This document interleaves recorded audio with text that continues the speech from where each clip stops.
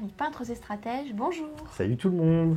Et bienvenue dans cette petite FAQ pour répondre à toutes les questions que vous nous avez posées lors de la vidéo précédente. Et oui, le but c'était de fêter le fait que la chaîne ait atteint les 2000 abonnés, et pour l'occasion, on vous a donné l'opportunité de poser toutes les questions que vous voulez, que ce soit sur nous, le jeu, nos figurines, peu importe, et on va tâcher, de manière naturelle, d'y répondre un peu librement, l'un comme l'autre, aux diverses questions dans le désordre. Si vous restez jusqu'au bout, vous aurez les résultats des tirages au sort également.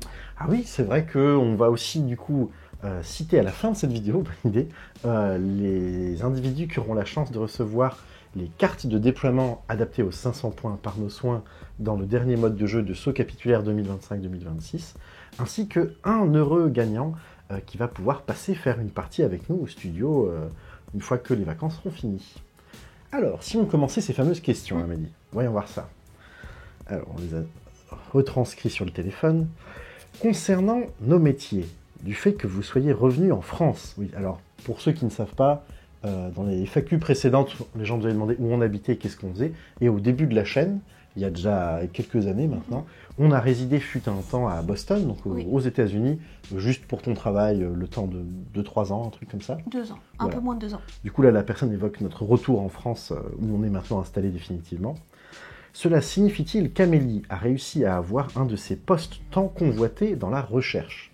Parce que, à l'époque, tu n'avais pas encore un poste fixe dans ton métier que tu as maintenant. Eh bien oui, en effet, maintenant je suis chercheuse avec un poste permanent, un CDI, tranquille. Je bouge plus, voilà.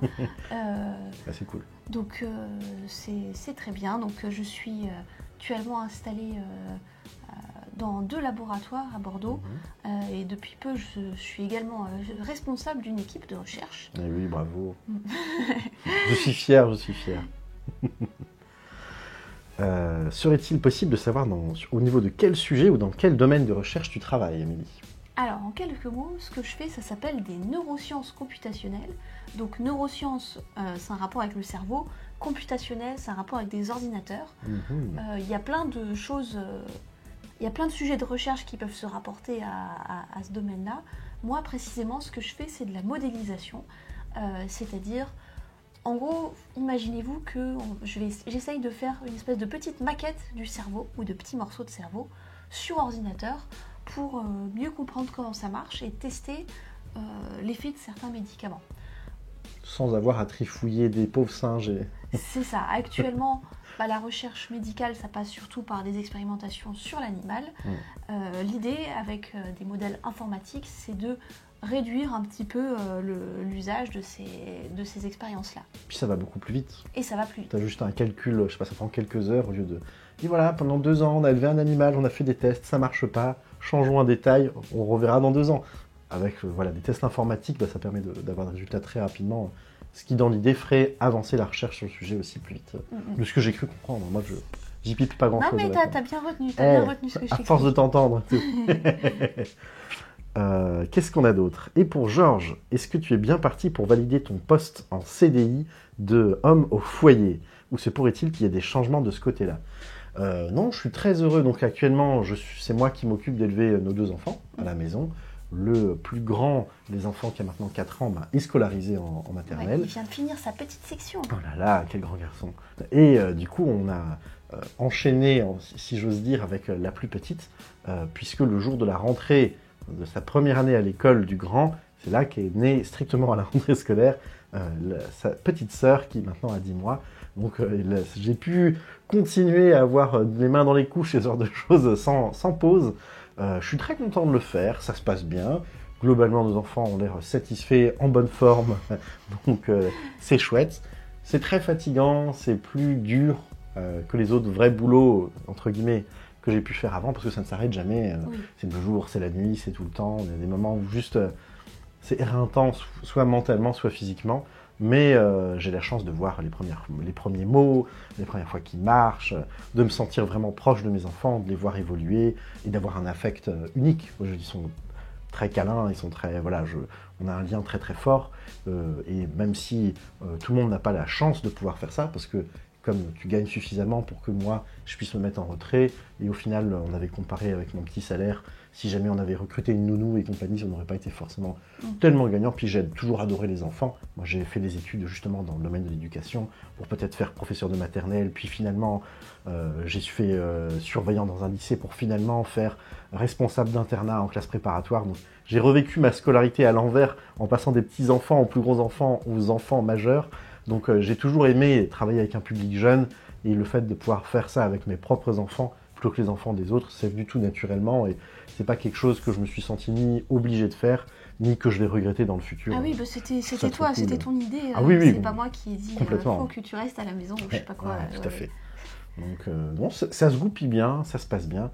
A priori, on est content d'avoir 2 enfants, on a fait une belle famille, et on n'a pas prévu d'étendre la tribu à plus de nouveaux venus dans le futur. C'est très bien, on s'arrête là, donc, et on est heureux comme ça. Logiquement, je vais avoir, une fois que la plus petite sera également à l'école et ainsi de suite, j'aurai d'un seul coup plein de temps libre à la maison que je vais pouvoir occuper, mais je pense pas que ça va me tourmenter, que j'aurai d'un seul coup envie de reprendre un boulot ou autre, parce que j'aime bien m'occuper aussi, faire la popote, la cuisine, nettoyer, faire des petits trucs un peu divers et variés. Et là, avec les 2 enfants en même temps, j'ai plus trop le temps de m'occuper aussi bien que ce que je voudrais de la maison. Donc j'ai l'impression que ce sera l'occasion de reprendre la revanche là-dessus, entre guillemets. Et ce sera aussi l'occasion de juste beaucoup dormir, me reposer. Prendre du sport. Voilà, prendre un petit peu soin de moi. Et donc j'attends ça avec impatience, mais pas nécessairement pour basculer de nouveau vers une activité professionnelle, même si c'est pas exclu qu'un jour, si vraiment je m'ennuie, mais j'y crois pas trop, je refasse un mi-temps ou quelque chose plus dans le domaine du bénévolat ou quelque chose comme ça pour juste travailler avec un public dans lequel je me sentirais utile et à qui je pourrais apprendre des choses. Chaîne didactique, pédagogique, on voit que ça reste. Mais non, dans l'idée, le côté CDI à homme au foyer s'est très bien passé avec le premier garçon qui est en bonne forme physique et qui savait lire avant d'arriver en petite section de maternelle. Donc a priori, c'est que je ne vais pas trop raconter de la merde. du coup, c'est encourageant et j'ai l'impression de pas trop mal faire les choses. En tant que parent, on a toujours l'impression qu'on pourrait faire mieux et que oh là là, on se donne à fond. Mais je pense qu'il faut relativiser et que ça s'est bien passé. Donc voilà, c'est cool. Alors, question suivante, voyons voir ça. Hop. Alors, question suivante. Envisagez-vous d'aller anonymement, c'est-à-dire surtout sans stand ou représenter précisément votre chaîne, à des festivals et événements autour du jeu et ou des figurines et compagnie, comme la convention Octogone, les festivals de jeux, etc. Alors, à l'heure actuelle, non, parce que avec les 2 enfants, c'est très compliqué de se déplacer. Et oui, on ne se voit pas participer à un quelconque événement sans qu'on y aille tous les 2. Oui. On pratique notre hobby ensemble et ce serait vraiment un sacrifice. Et même, non seulement ce serait un sacrifice pour celui qui ne va pas, mais en plus on s'amuserait moins que si on a cette belle expérience ensemble. La plupart des festivals, c'est un peu loin et puis il faudrait faire garder les enfants pendant qu'on y va, donc compliqué. Peut-être un jour, si ils sont grands tous les 2, mais pas tout de suite. Ouais, je suis assez d'accord avec ça. Ça paraît juste, d'un point de vue d'organisation, difficile à mettre en place. Nous-mêmes, même avant d'avoir des enfants, on n'a jamais été à ce genre de salon. Peut-être on avait fait quelques Japan Expo. Et je crois qu'on avait mis les pieds pendant une demi-seconde à un Octogone quand on habitait à... Un Octogone, non, moi non. Ah ouais, ok, d'accord, il me semblait. Mais on a fait quelques événements très rarement dans notre vie par ailleurs, et avec les enfants c'est encore plus dur, mais à terme c'est quelque chose qui nous ferait envie, et une fois que soit les enfants sont un peu indépendants, soit même on peut les emmener facilement sur place pour qu'ils apprécient aussi, maintenant là ils sont grands petits, là oui pourquoi pas. Dans l'idée j'ai l'impression que ce genre de trucs sont cool, mais on n'est pas des gens qui avons pris l'habitude d'y aller, et pour l'instant en tant que jeune parent c'est compliqué d'y aller tous les 2 en même temps, mais en soi c'est pas exclu, et ça me ferait plaisir de le faire au moins une fois dans ma vie, de me dire on était à tel truc, c'est sympa, on était à Warhammer World, on était à tel événement, on a fait un machin, pour le fait de le vivre, quoi. Je pense que c'est une belle expérience, mais on sera sans doute quand même pas des réguliers à y aller régulier tout le temps, etc. Je pense que ce serait plus une exception que vraiment un objectif qu'on se fixe régulièrement. Alors ensuite, est-il indiscret de demander dans quel secteur vous allez en vacances, histoire de savoir s'il ne serait pas envisageable de vous y croiser, de y faire un événement, ou même de prévoir spécifiquement une rencontre selon vos convenances. Non, où on va, c'est pas un secret. On va retrouver nos familles, puisque on ne vient pas de Bordeaux à la base, on vient de Lorraine. On vient tous les deux de Lorraine, où on s'est rencontrés. Donc on va passer nos vacances en Lorraine, dans la campagne, près de Metz. Ouais, c'est ça.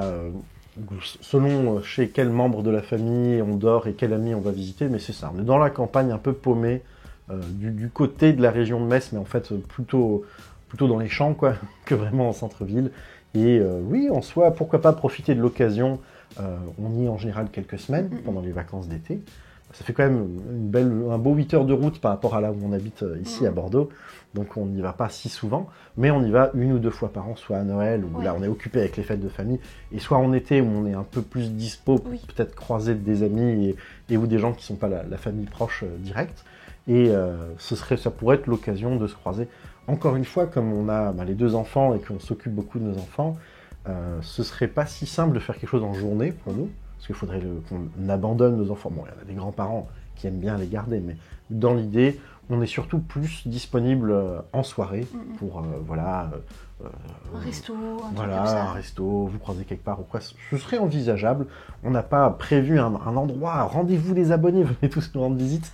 Et pendant les vacances, on est nous-mêmes pas mal sur l'emploi du temps des gens qui nous reçoivent. Comme on n'est pas chez nous, on n'a pas de maison sur place. Inviter des gens pour venir nous voir, si on les invite pas chez nous, c'est quand même un peu embêtant. Ouais, c'est ça. Et puis on va partir avec un petit peu de figurines, un petit peu de peinture, mais vraiment pas beaucoup. Oui.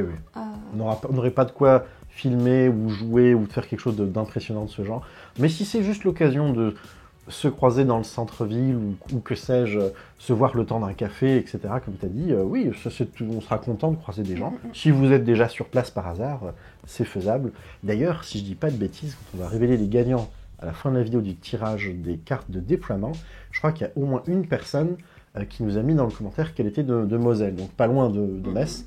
Donc à voir avec elle en MP. En MP, mais on lui proposera peut-être, si elle est disponible pendant les vacances d'été et qu'elle justement elle part pas à la mer ou je sais pas quoi, qu'on lui donne en main propre, juste en 10 minutes en discutant, mais plutôt que de lui faire un courrier, alors que justement on va à peu près au même moment peut-être être très proche géographiquement. Question suivante. Alors, question suivante qui nous a été posée en MP justement. Quels sont selon vous les avantages et les inconvénients de la V10 de 40K ?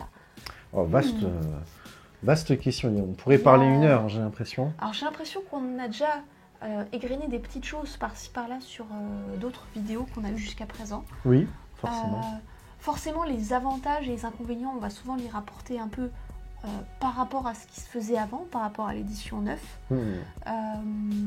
Par rapport à l'édition 9, ils ont assez bien mis à plat le jeu avec les systèmes de mots-clés qui n'existaient pas avant. C'est génial. Ça, c'est vraiment bien. Et le système de détachement qui donne accès à 6 stratagèmes, etc.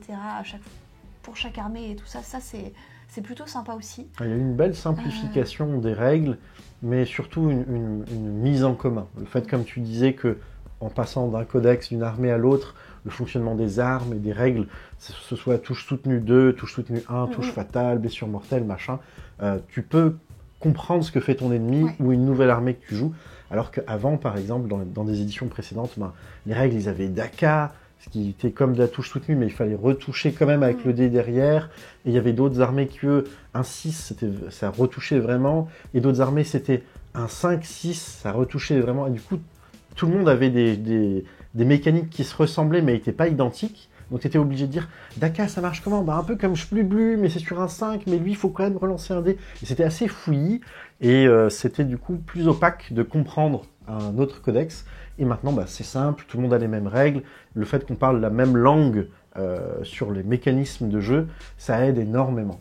Il y a toujours quelques règles comme ça qui existent et qui sont restées, qui sont renommées de codex en codex, du genre l'objectif sécurisé, que certains appellent objectif sticky. Il y en a dans plein de codex différents, et à chaque fois, ils changent de nom, et certains, ça ne fonctionne pas tout à fait au même moment dans la phase de commandement, etc. Les démons, par exemple. Donc, il y a ça, il y a peut-être l'armure du mépris, qui est un stratagème de Space Marines, mais qui se retrouve aussi chez beaucoup d'autres personnes. Pareil, toujours des trucs de Space Marines, mais qui après sont populaires et se retrouvent ailleurs. La physionomie transhumaine ou un truc comme ça. Bref, il y a des petites choses comme ça c'est vrai. qui sont pas encore bien uniformisés partout, mais il y a des bonnes choses. Et ils ont remis des vrais noms sur des choses. C'était drôle parce qu'il y a quelques mots-clés qui existaient encore avant, genre V7, V6, par exemple, insensible à la douleur. Ça a existé il y a longtemps, et en V8, V9, ça n'existait plus, et les gens disaient, oui, c'est une règle qui dit que tu peux ignorer tes blessures, et tous les joueurs, pendant les 6 ans, ont continué d'appeler ça avec le vieux nom, à tel point que maintenant, en V10, ils l'ont remis, et tout le monde était content qu'on puisse appeler un chat, parce que ils avaient temporairement enlevé le nom, on ne sait pas pourquoi. D'un point de vue matériel, j'aime bien les petites fiches techniques pour jouer. Oui, c'est une belle amélioration, c'est vrai. Voyons voir quoi d'autre. Comme tu as dit, les stratagèmes, donc il y avait déjà des stratagèmes avant, quelle distinction? Il y en a moins en fait. Il y a quelques stratagèmes communs, il y en a maintenant pas mal, qui sont assez intéressants. Et selon le détachement qu'on prend, il y a 6 stratagèmes un peu uniques qui font notre identité. Et avant, c'était pas du tout ça. Selon les codex et les armées, vous aviez un nombre de stratagèmes immense, avec parfois divers livres qui s'accumulaient. Je sais que fut un temps, en sororitas, on avait genre 30 ou je sais pas quoi. Et la plupart, en plus, étaient inutiles, ou alors très très forts, mais vraiment à un moment très précis. C'était dur de se souvenir de tout, ou alors il y avait un aspect un peu juriste. Je dois tout connaître par cœur pour, au bon moment, avoir vraiment la règle que je vais sortir du chapeau, que sans doute en plus ton adversaire ne peut pas connaître, du coup, parce que c'est dur de connaître les siens, plus tous ceux ennemis, quand il y en a un nombre infini. Donc le fait qu'il les ait synthétisés, ils sont tous un peu plus utiles. Tu vas savoir quand il faut les jouer, et c'est beaucoup mieux. Ça, j'avoue que ça s'est bien amélioré. Un des gros points positifs sur cette version 10, c'est qu'il y a beaucoup moins cette escalade à la puissance des nouvelles sorties. Il y a certains trucs qui sont sortis qui sont forts, mais moi, qui ai joué dans diverses versions, vraiment en V8, V9, si vous aviez des règles de codex, d'armée ou quoi qui dataient de quelques années, elles avaient toujours vraiment du mal à performer dans le jeu. Et c'était les armées qui ressortaient, qui avaient la même règle, mais un peu moins cher, un peu plus fort, avec un petit bonus. Et ça continuait à s'accumuler, et on pouvait comparer les règles, c'était les mêmes, mais où il y avait 3 bonus pour le prix d'un. Et ça, je trouve que c'était vraiment dommageable. Les plaques de données d'équilibrage et tout ça font quand même beaucoup de bien au jeu.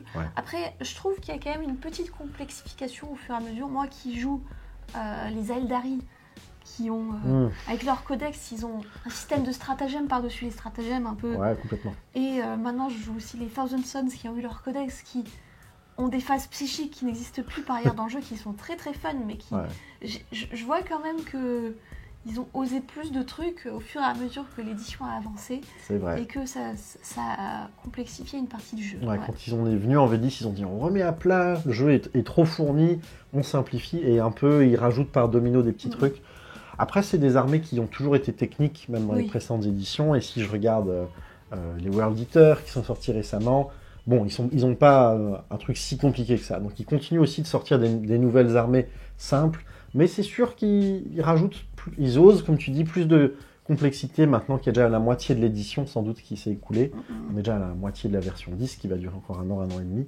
Ce qui est bien. Il y a encore du temps où les règles vont rester telles quelles. Mais ouais, c'est sympa.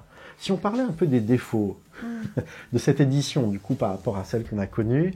J'aime pas qu'on puisse pas modifier la composition de notre unité en mettant 6 bonhommes au lieu de 5, par exemple, en changeant un peu plus les options d'équipement sans que ça... Enfin, en impactant le prix de l'unité de manière correspondante. Je pense que c'est vraiment ce que j'ai eu le plus de mal à avaler, je suis d'accord. L'équipement gratuit, et donc obligatoire si on veut obtenir le plein potentiel de l'unité, c'est vraiment dommageable. Et plus encore dans le détail que ça, le fait qu'ils aient fait en sorte que les choix d'équipement correspondent maintenant le plus possible à ce que vous trouvez dans vos boîtes. Alors si vous commencez le jeu, c'est sympa, parce qu'il n'y a pas besoin, pour avoir 2 lance-flammes, d'acheter 2 boîtes de figurines, ou de les couper dans une autre armée pour les choper. Mais du coup, si vous aviez votre armée avant, et que vous aviez pris plein d'options drôles, fortes, thématiques, amusantes, que vous avez converties, vous vous retrouvez avec des armées illégales. Visuellement, leurs armes sont plus possibles. Et ça, c'est vraiment un fléau que je trouve pas correct de la part de Games Workshop, de proposer des règles, et quelques années après, de dire votre armée n'est plus jouable. J'ai eu littéralement au moins 1000 points d'armée, si je prends tous mes trucs combinés, qui sont devenus pas jouables. Ou alors, il faudrait que je leur coupe les bras, ou que je dise à chaque fois à mon adversaire, Bon, ben là, toutes les griffes, en fait, imagine, il y a un marteau, il y a un sabre, il y a 2 griffes. Et oui, Ça, parce je trouve que qu'il c'est y a vraiment des, pénible. il y a des unités qui ont maintenant des fiches pour être jouées en tant que légende, donc avec des règles pas mises à jour, C'est vrai qu'il y a etc. ça aussi, oui. Mais typiquement, quand c'est une option d'équipement qui existait avant sur les figurines et qui après n'existe plus, ils font pas toujours une fiche légende pour. Ouais. Et donc dans ce cas-là, ça arrive que ce soit plus jouable du tout. Ouais, ça c'était difficile à accepter. Dans le genre qui est discutable, moi j'ai toujours aimé le fait de faire une armée où au niveau de la peinture, tu fais un choix et ton armée, parce que tu l'as peinte, parce que tu l'as choisie, elle est unique, elle est différente des autres. Et avant, il y avait des pseudo-détachements qui étaient des sous-factions, c'est un autre nom, mais c'était un peu le principe, mais qui étaient liés à la couleur. Si vous êtes un Space Marines peint en bleu, vous êtes un Ultramarines, on vous suggère telle ou telle règle. Bon, si vous inventez votre propre chapitre, vos propres couleurs, vous pouviez faire un peu ce que vous voulez, mais ça faisait qu'en voyant des figurines, de loin, on pouvait connaître « Ah, ils sont peints de telle couleur, ils courent plus vite, ils sont plus rapides ». J'aimais bien cet aspect-là, parce que le visuel corresponde un petit peu à quelque chose sur la table. Ça amène aussi potentiellement des soucis. Vous vouliez des jolis bonhommes, et ben, du coup, ils sont nuls en termes de jeu. Enfin, ça pouvait amener des problèmes étranges. Mais dans l'idée, quand on est passé de la version 9 à la version 10, juste d'un point de vue hobbyiste personnel, moi je trouvais ça moins amusant et je préférais que mes bonhommes de telle couleur ils aient une règle que j'ai pas forcément choisie, mais que tout le monde se dise ouais, ils sont pas en noir donc ils font patati patata. J'aimais bien ce côté unique un petit peu, et maintenant le fait que d'une partie à l'autre on puisse changer de détachement, c'est très agréable. Il y a plus de diversité de jeu avec une même armée, vous pouvez tester plein de règles, ça c'est super chouette à jouer, mais d'un point de vue plaisir, lore, collectionniste, comme ça un peu, je trouve qu'on a perdu en saveur, du coup en unicité. Maintenant, votre bonhomme il est peint en salamanders, bah, peu importe, vous le jouez avec le détachement que vous voulez. Ouais, je trouve ça, c'est un peu moins unique dans l'idée. Il y a des avantages et des inconvénients, on va dire. Bien sûr, c'est mon ressenti personnel. Oui. Je suis d'accord que c'est discutable. Je trouve aussi parfois que, même si c'est très bien qu'il y ait des modifications de règles régulièrement et des modifications de points et tout ça, parfois... Enfin, surtout depuis que bébé est arrivé, j'ai l'impression que ça va un chouïa trop vite pour moi. Et je me dis encore, nous, on y met quand même beaucoup de temps pour jouer, pour s'investir dans la chaîne, pour expliquer les règles et tout ça. Je me dis, mais des gens qui jouent moins souvent doivent être très très vite largués quand même.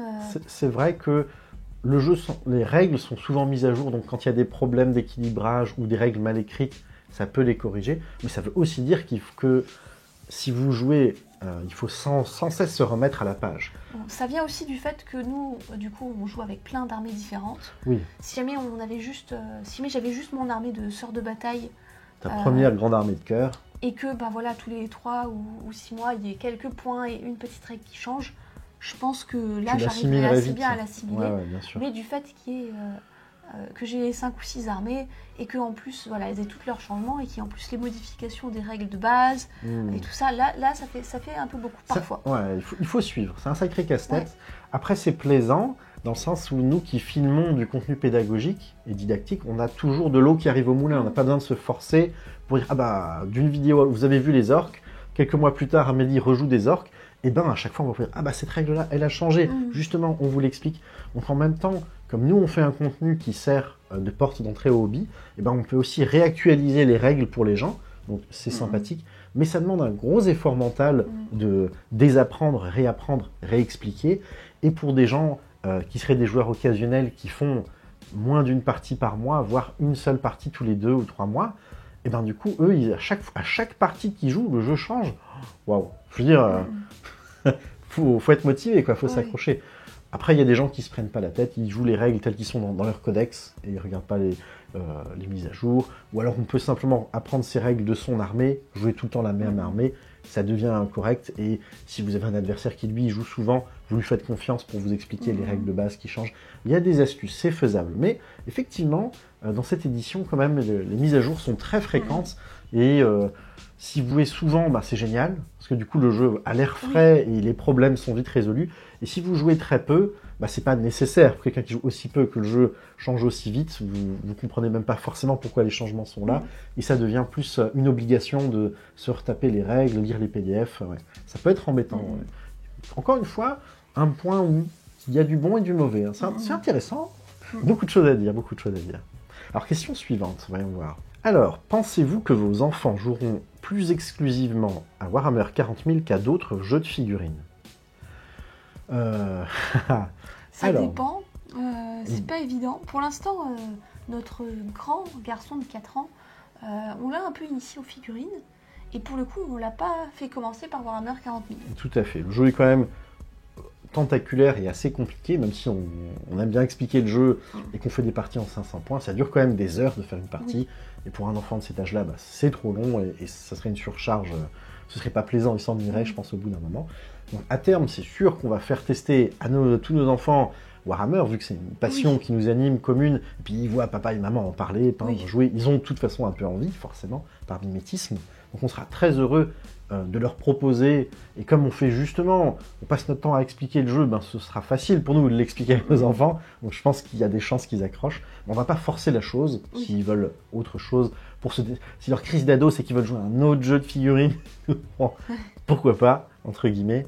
Mais effectivement, du coup, on a pour l'instant un autre jeu qui est une version de One Page Rule, qui est un petit système de jeu, comme son nom laisse le supposer, qui est beaucoup plus simple et moins fourni en règles, qui est un jeu générique. Il a une version médiévale fantastique pour faire du Age of Sigmar, Warhammer Battle et compagnie.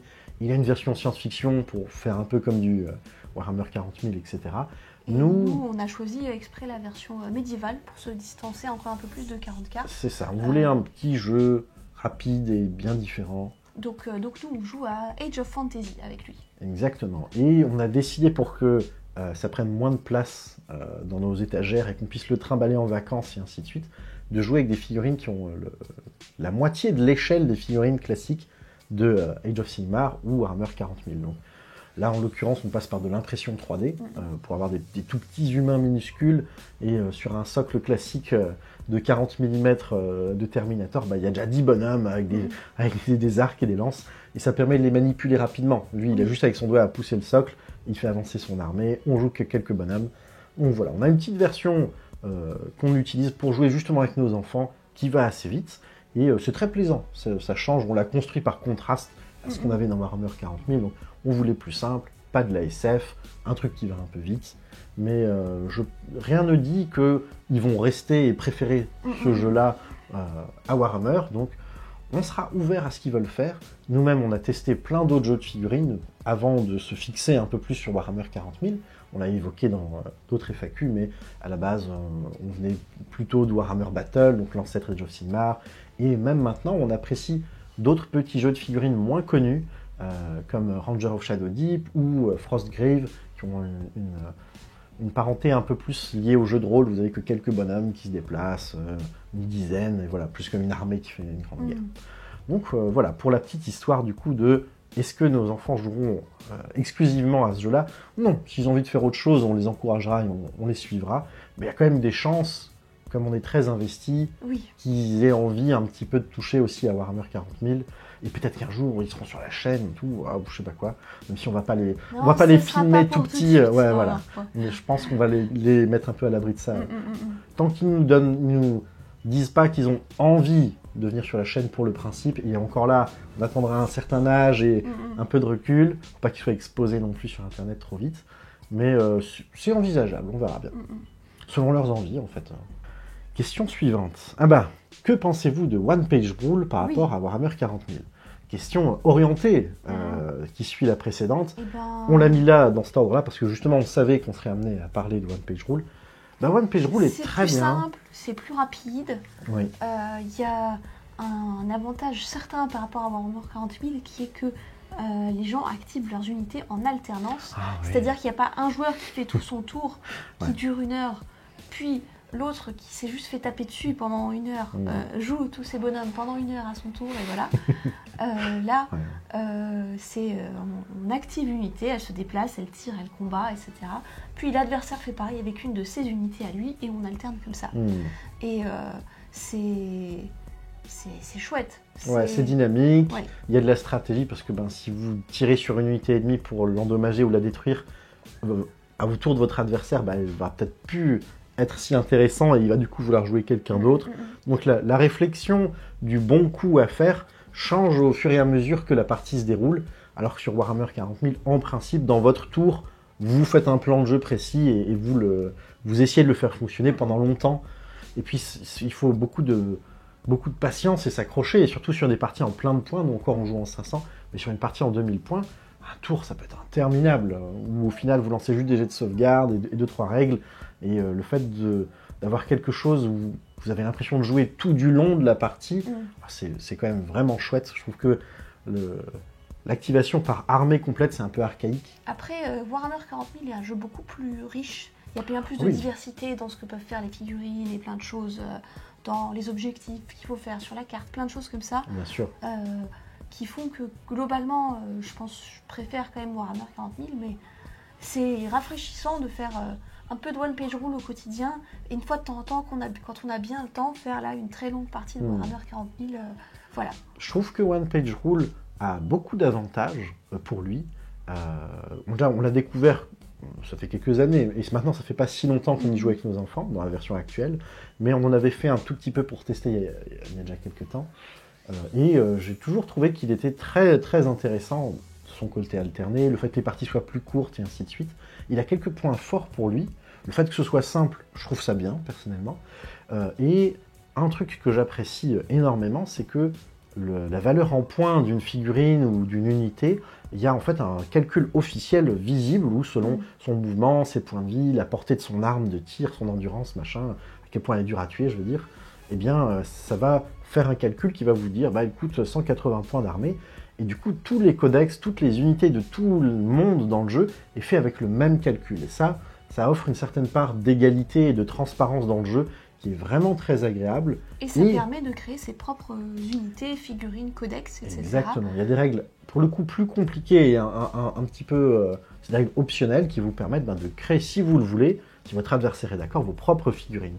Là, si vous trouvez une sculpture d'un gars sur un dragon qui crache des flammes, je sais pas quoi, machin, sur Warhammer 40 000, en principe, vous ne pouvez pas lui inventer facilement une fiche. Il faut dire, je vais le jouer comme tel profil qui existe. Dans One Page Rule, vous pouvez calculer, c'est un dragon, il a X points de vie, il vole, il souffle du feu, et vous avez une petite application gratuite qui va vous dire, voilà, ce sera 300 points. Et ça, c'est vraiment cool. Ça permet de mettre le modélisme au premier plan, et que les règles suivent, et pas l'inverse, pas apprendre des règles et essayer de faire une jolie figurine pour. Je trouve que ça, c'est très agréable. En plus de ça, One Page Rule propose en réalité plein de règles. Il propose au moins une trentaine de règles optionnelles, et donc c'est vous, avec votre groupe d'amis et de joueurs réguliers, de choisir lesquelles vous voulez appliquer ou non. Il y a un canevas très simple, et vous pouvez complexifier à loisir des domaines. Que ce soit mettre plein de règles de décor, faire que d'un seul coup la magie devienne un peu tordue. Vous pouvez faire que y ait un aspect narratif où vos personnages sont blessés d'une bataille à l'autre, ils gagnent de l'expérience, un peu comme ce qu'il y a dans Croisade de Warhammer 40 000. Enfin voilà, il y a du coup vraiment beaucoup d'options, et ça a l'avantage par rapport à Warhammer 40 000 qui a globalement un gros bloc de règles, de proposer déjà plein d'ingrédients pour faire une cuisine qui vous corresponde. Et typiquement, nous, c'est pour ça qu'on a aussi osé si facilement dire « Oh, on va jouer sur des socles de régiment ». C'était une option. De base, c'est pas le cas dans One Page Rule. Vous dites les figurines normales, où il y a un bonhomme par socle, et ainsi de suite. Mais le jeu est très flexible. Et donc, si vous prenez le temps de lire les règles et de vous mettre d'accord, vous pouvez inventer votre jeu, rêver de figurines avec quelqu'un. Et ça, je trouve que c'est une valeur ajoutée supplémentaire encore. Si moi, maintenant, j'avais jamais joué de figurines, que j'étais neutre, que je découvrais Warhammer 40 000 d'un côté et One Page Rule de l'autre, honnêtement, je pense que je choisirais One Page Rule. Donc c'est quand même, je le tiens en beaucoup de positifs. Pourtant, j'en fais beaucoup moins que du Warhammer 40 000, et comme je suis investi depuis des années, Warhammer 40 000 reste mon jeu principal, et j'y tire plus de plaisir parce que j'ai plein de figurines, on connaît des gens, on a une collection, on a des gens avec qui jouer, le lore est incroyable. Il y a beaucoup de choses qui sont très très positives sur Warhammer 40 000. Mais d'un point de vue moteur de règles qui correspondent à mon plaisir de jeu, je parle juste des règles, je parle pas du reste, parce que Warhammer c'est trop bien, l'univers et les figues ils sont magnifiques et tout. Mais juste en termes de moteur de règles, je pense que OPR est supérieur pour ma façon de jouer, casu, amical, où on fait une partie en racontant une histoire et tout. Je trouve que au final c'est peut-être mieux. Mais c'est pas pour ça que oh là là on passe à One Page Rule sur la chaîne Farhammer et tout. Non, du tout. Mais c'est un système qui a beaucoup de points forts pour lui. Alors, question suivante. Vous en aviez parlé dans les anciennes FAQ, et vous aviez dit que vous ne fermiez pas la porte aux autres jeux du fait que vous étiez venu de Warhammer Battle. Et à l'époque de la précédente FAQ et de votre réponse, The Old World n'était pas sorti. Mais c'est du Battle, alors envisagez-vous de vous y mettre?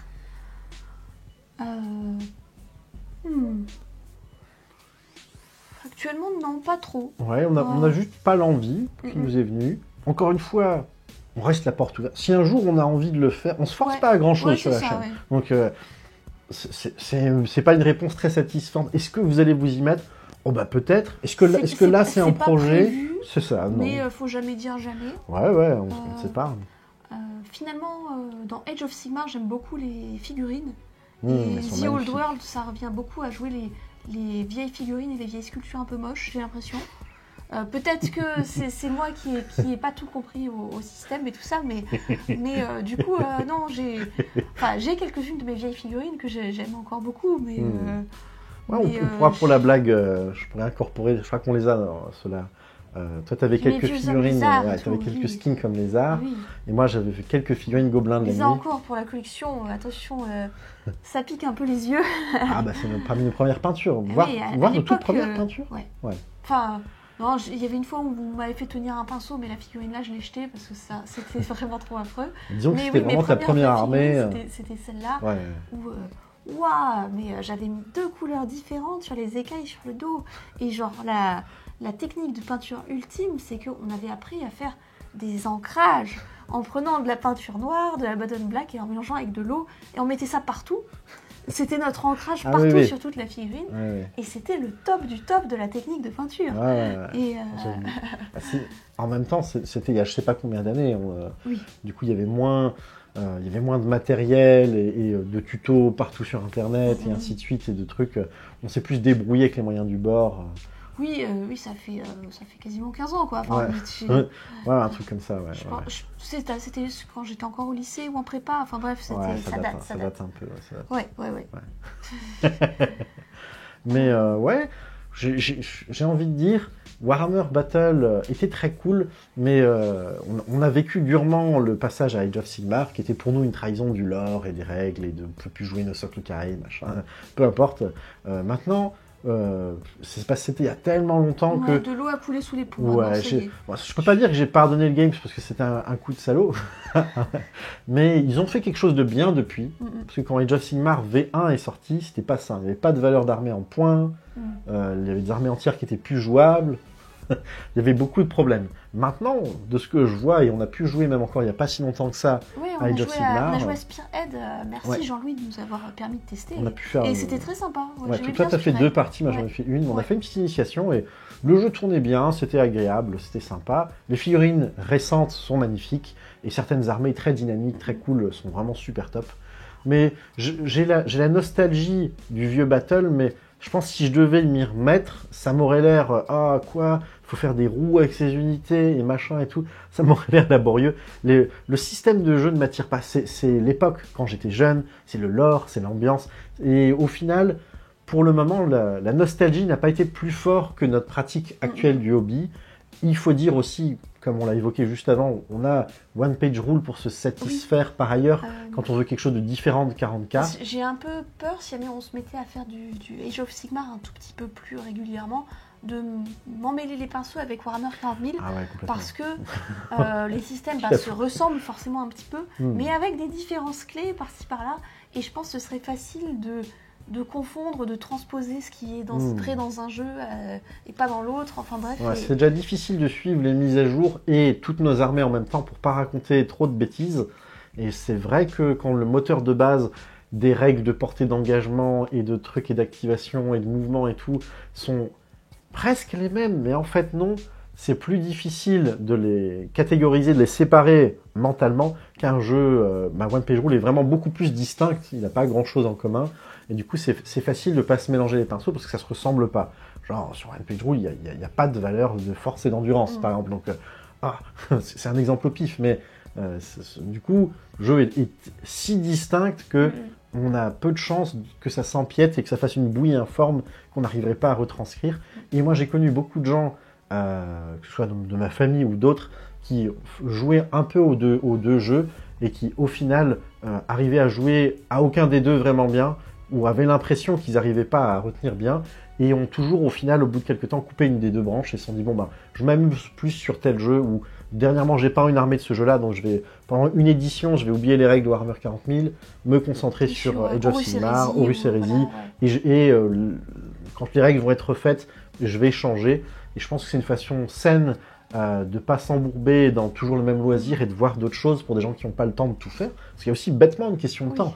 Rien que de faire une sortie par mois de Warhammer, filmer et de jouer entre nous à Warhammer et de faire du one-page rule et nos autres loisirs, en tant que jeune parent, c'est compliqué. Oui. Et très clairement, si là, on se mettait à Age of Sigmar à un niveau de jeu satisfaisant, où on peut jouer sans que ça prenne 100 ans et qu'on demande des conseils de règles à quelqu'un et qu'on puisse mieux encore vous les expliquer, ce serait autant de parties de moins de Warhammer 40 000 qu'on fait. Donc ce serait dommageable pour la chaîne actuellement. Un jour, si on a plein de temps, qu'on est retraité, ou juste même qu'on a envie de changer, peut-être qu'un jour on en aura marre de 40K, on fera du Age of Sigmar, du Old World, du OPR, j'en sais rien. On ne se cantonne pas à faire quelque chose qu'on ne trouverait pas drôle. Mais pour le moment, ça fait quand même 9 ans qu'on fait du 40K ou un truc du genre, et le temps file. Et au final, on trouve toujours un moyen de s'amuser. Donc ça a l'air d'être bien parti pour continuer. Je pense qu'on va pas faire la bascule. Mais un jour, montrer quelque chose d'autre.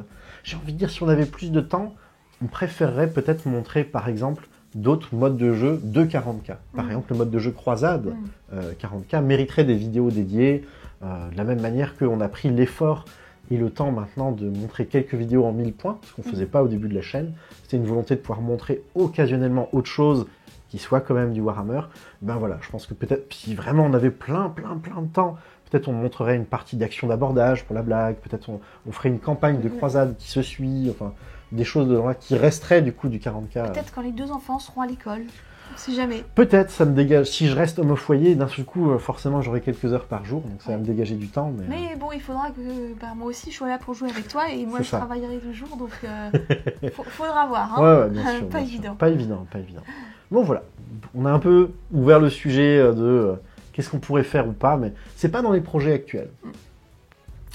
Alors, où est-ce qu'on en était ? Ah oui, avec l'annonce de la ressortie de Confrontation, donc c'est un autre jeu de figurines pas fait par Games Workshop, et la récupération par l'éditeur Monolith des droits de Rackham, donc l'éditeur de ce jeu-là. Est-ce que vous voudriez vous remettre, montrer des figurines ? Alors, ça c'est une question pour Georges, parce que c'est lui qui a fait du Rackham, ce très très vieux jeu de figurines quand il était enfant. Ouais, j'en ai fait. Moi, j'y ai jamais touché. C'est ça, tu n'as jamais joué, tu n'as jamais eu de J'ai pas la figue. nostalgie du truc, voilà. Avant de me mettre à Warhammer Battle un peu plus, et à Warhammer 40 000, j'ai joué un petit jeu d'escarmouche très sympathique, fantastique, médiéval, avec des orques, des géants, des nains, etc., où toutes les figurines bougeaient de manière individuelle sur la table et s'affrontaient, qui était très bien, les figurines étaient magnifiques, c'était toutes des figurines en métal, donc un peu dur à peindre, et ça avait des défauts, mais c'était peu cher, c'était cool, c'était sympa, et notamment le jeu et le moteur de jeu étaient vraiment prévus, quand moi j'y ai joué en tout cas, pour pouvoir s'affronter qu'avec quelques bonhommes. Si vous aviez une vingtaine de figurines, c'était déjà une grande partie amusante avec beaucoup de choses. Et j'en ai fait beaucoup juste avec mon frère et quelques membres de ma famille. Et j'y ai jamais joué avec des extérieurs ou quoi que ce soit. C'était sympa, mais la boîte a coulé parce que ça coûtait pas cher. Il suffit d'avoir quelques bonhommes pour jouer. Les gens ont acheté quelques bonhommes, les règles étaient gratuites, c'était génial. Ils en ont du coup jamais racheté d'autres.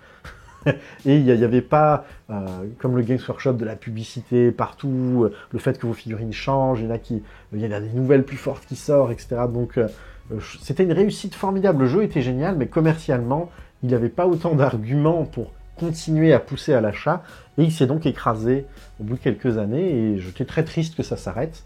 Est-ce que c'est un peu comme Warhammer Battle, c'est du passé, ça date d'avant que je connaisse Amélie, donc j'étais vraiment jeune.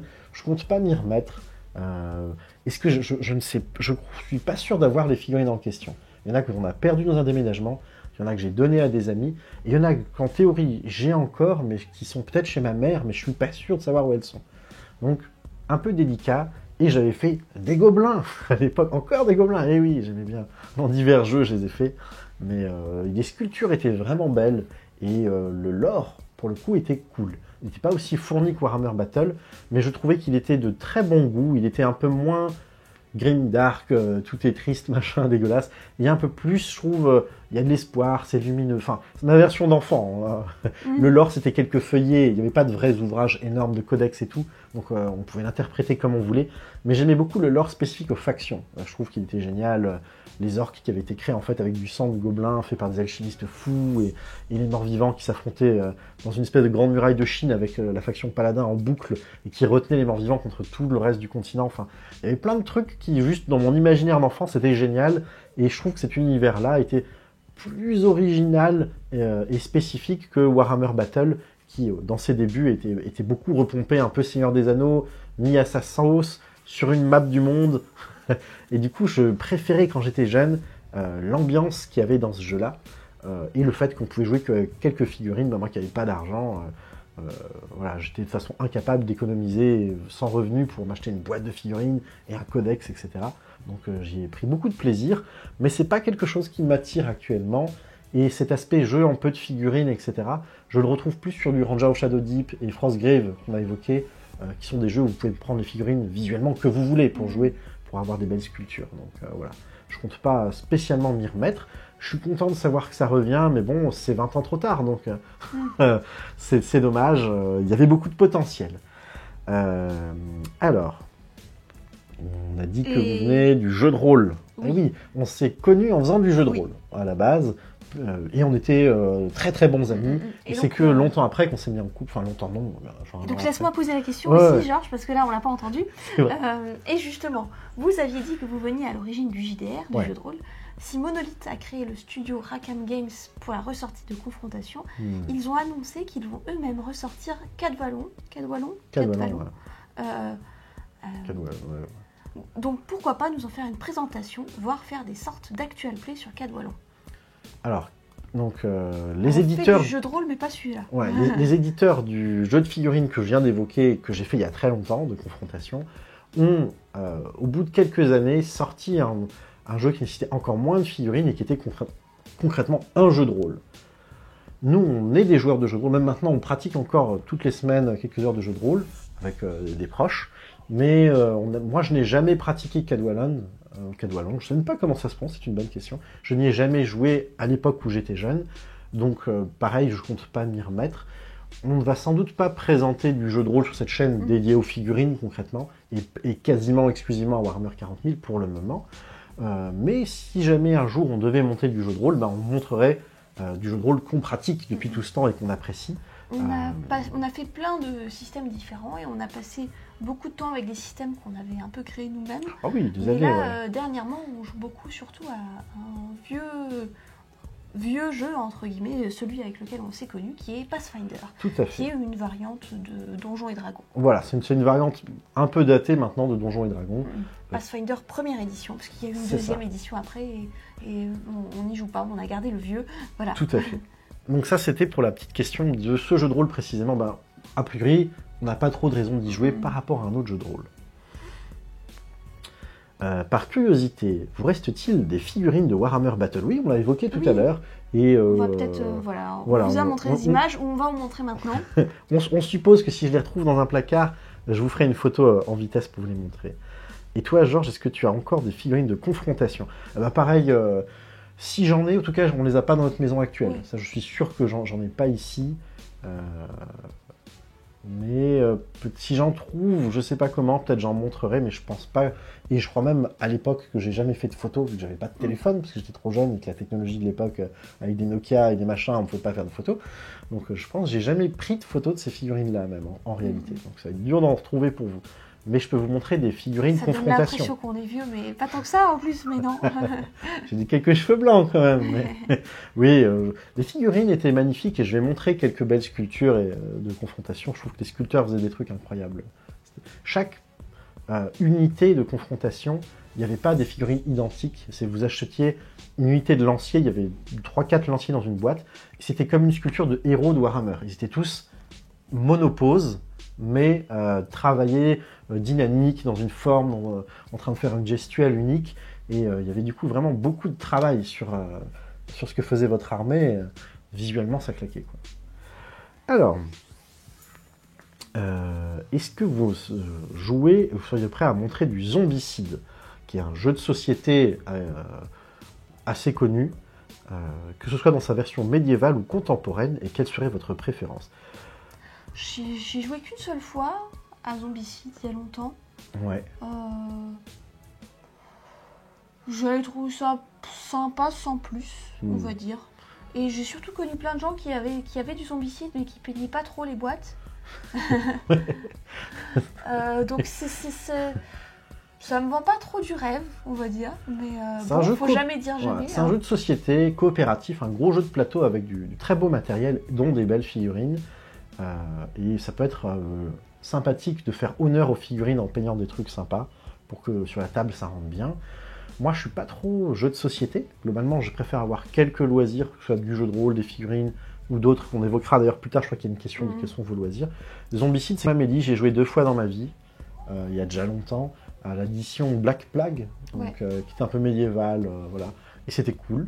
Mais je préfère faire du jeu de rôle. Pour vivre ce genre d'aventure, on va s'inventer un scénario, une histoire avec une invasion zombie, et on va faire du donjon et dragon, et là je vais prendre beaucoup plus mon pied personnellement. J'ai pas assez joué pour jauger de si le jeu est super ou pas, mais ça avait l'air d'être assez amusant tout de même.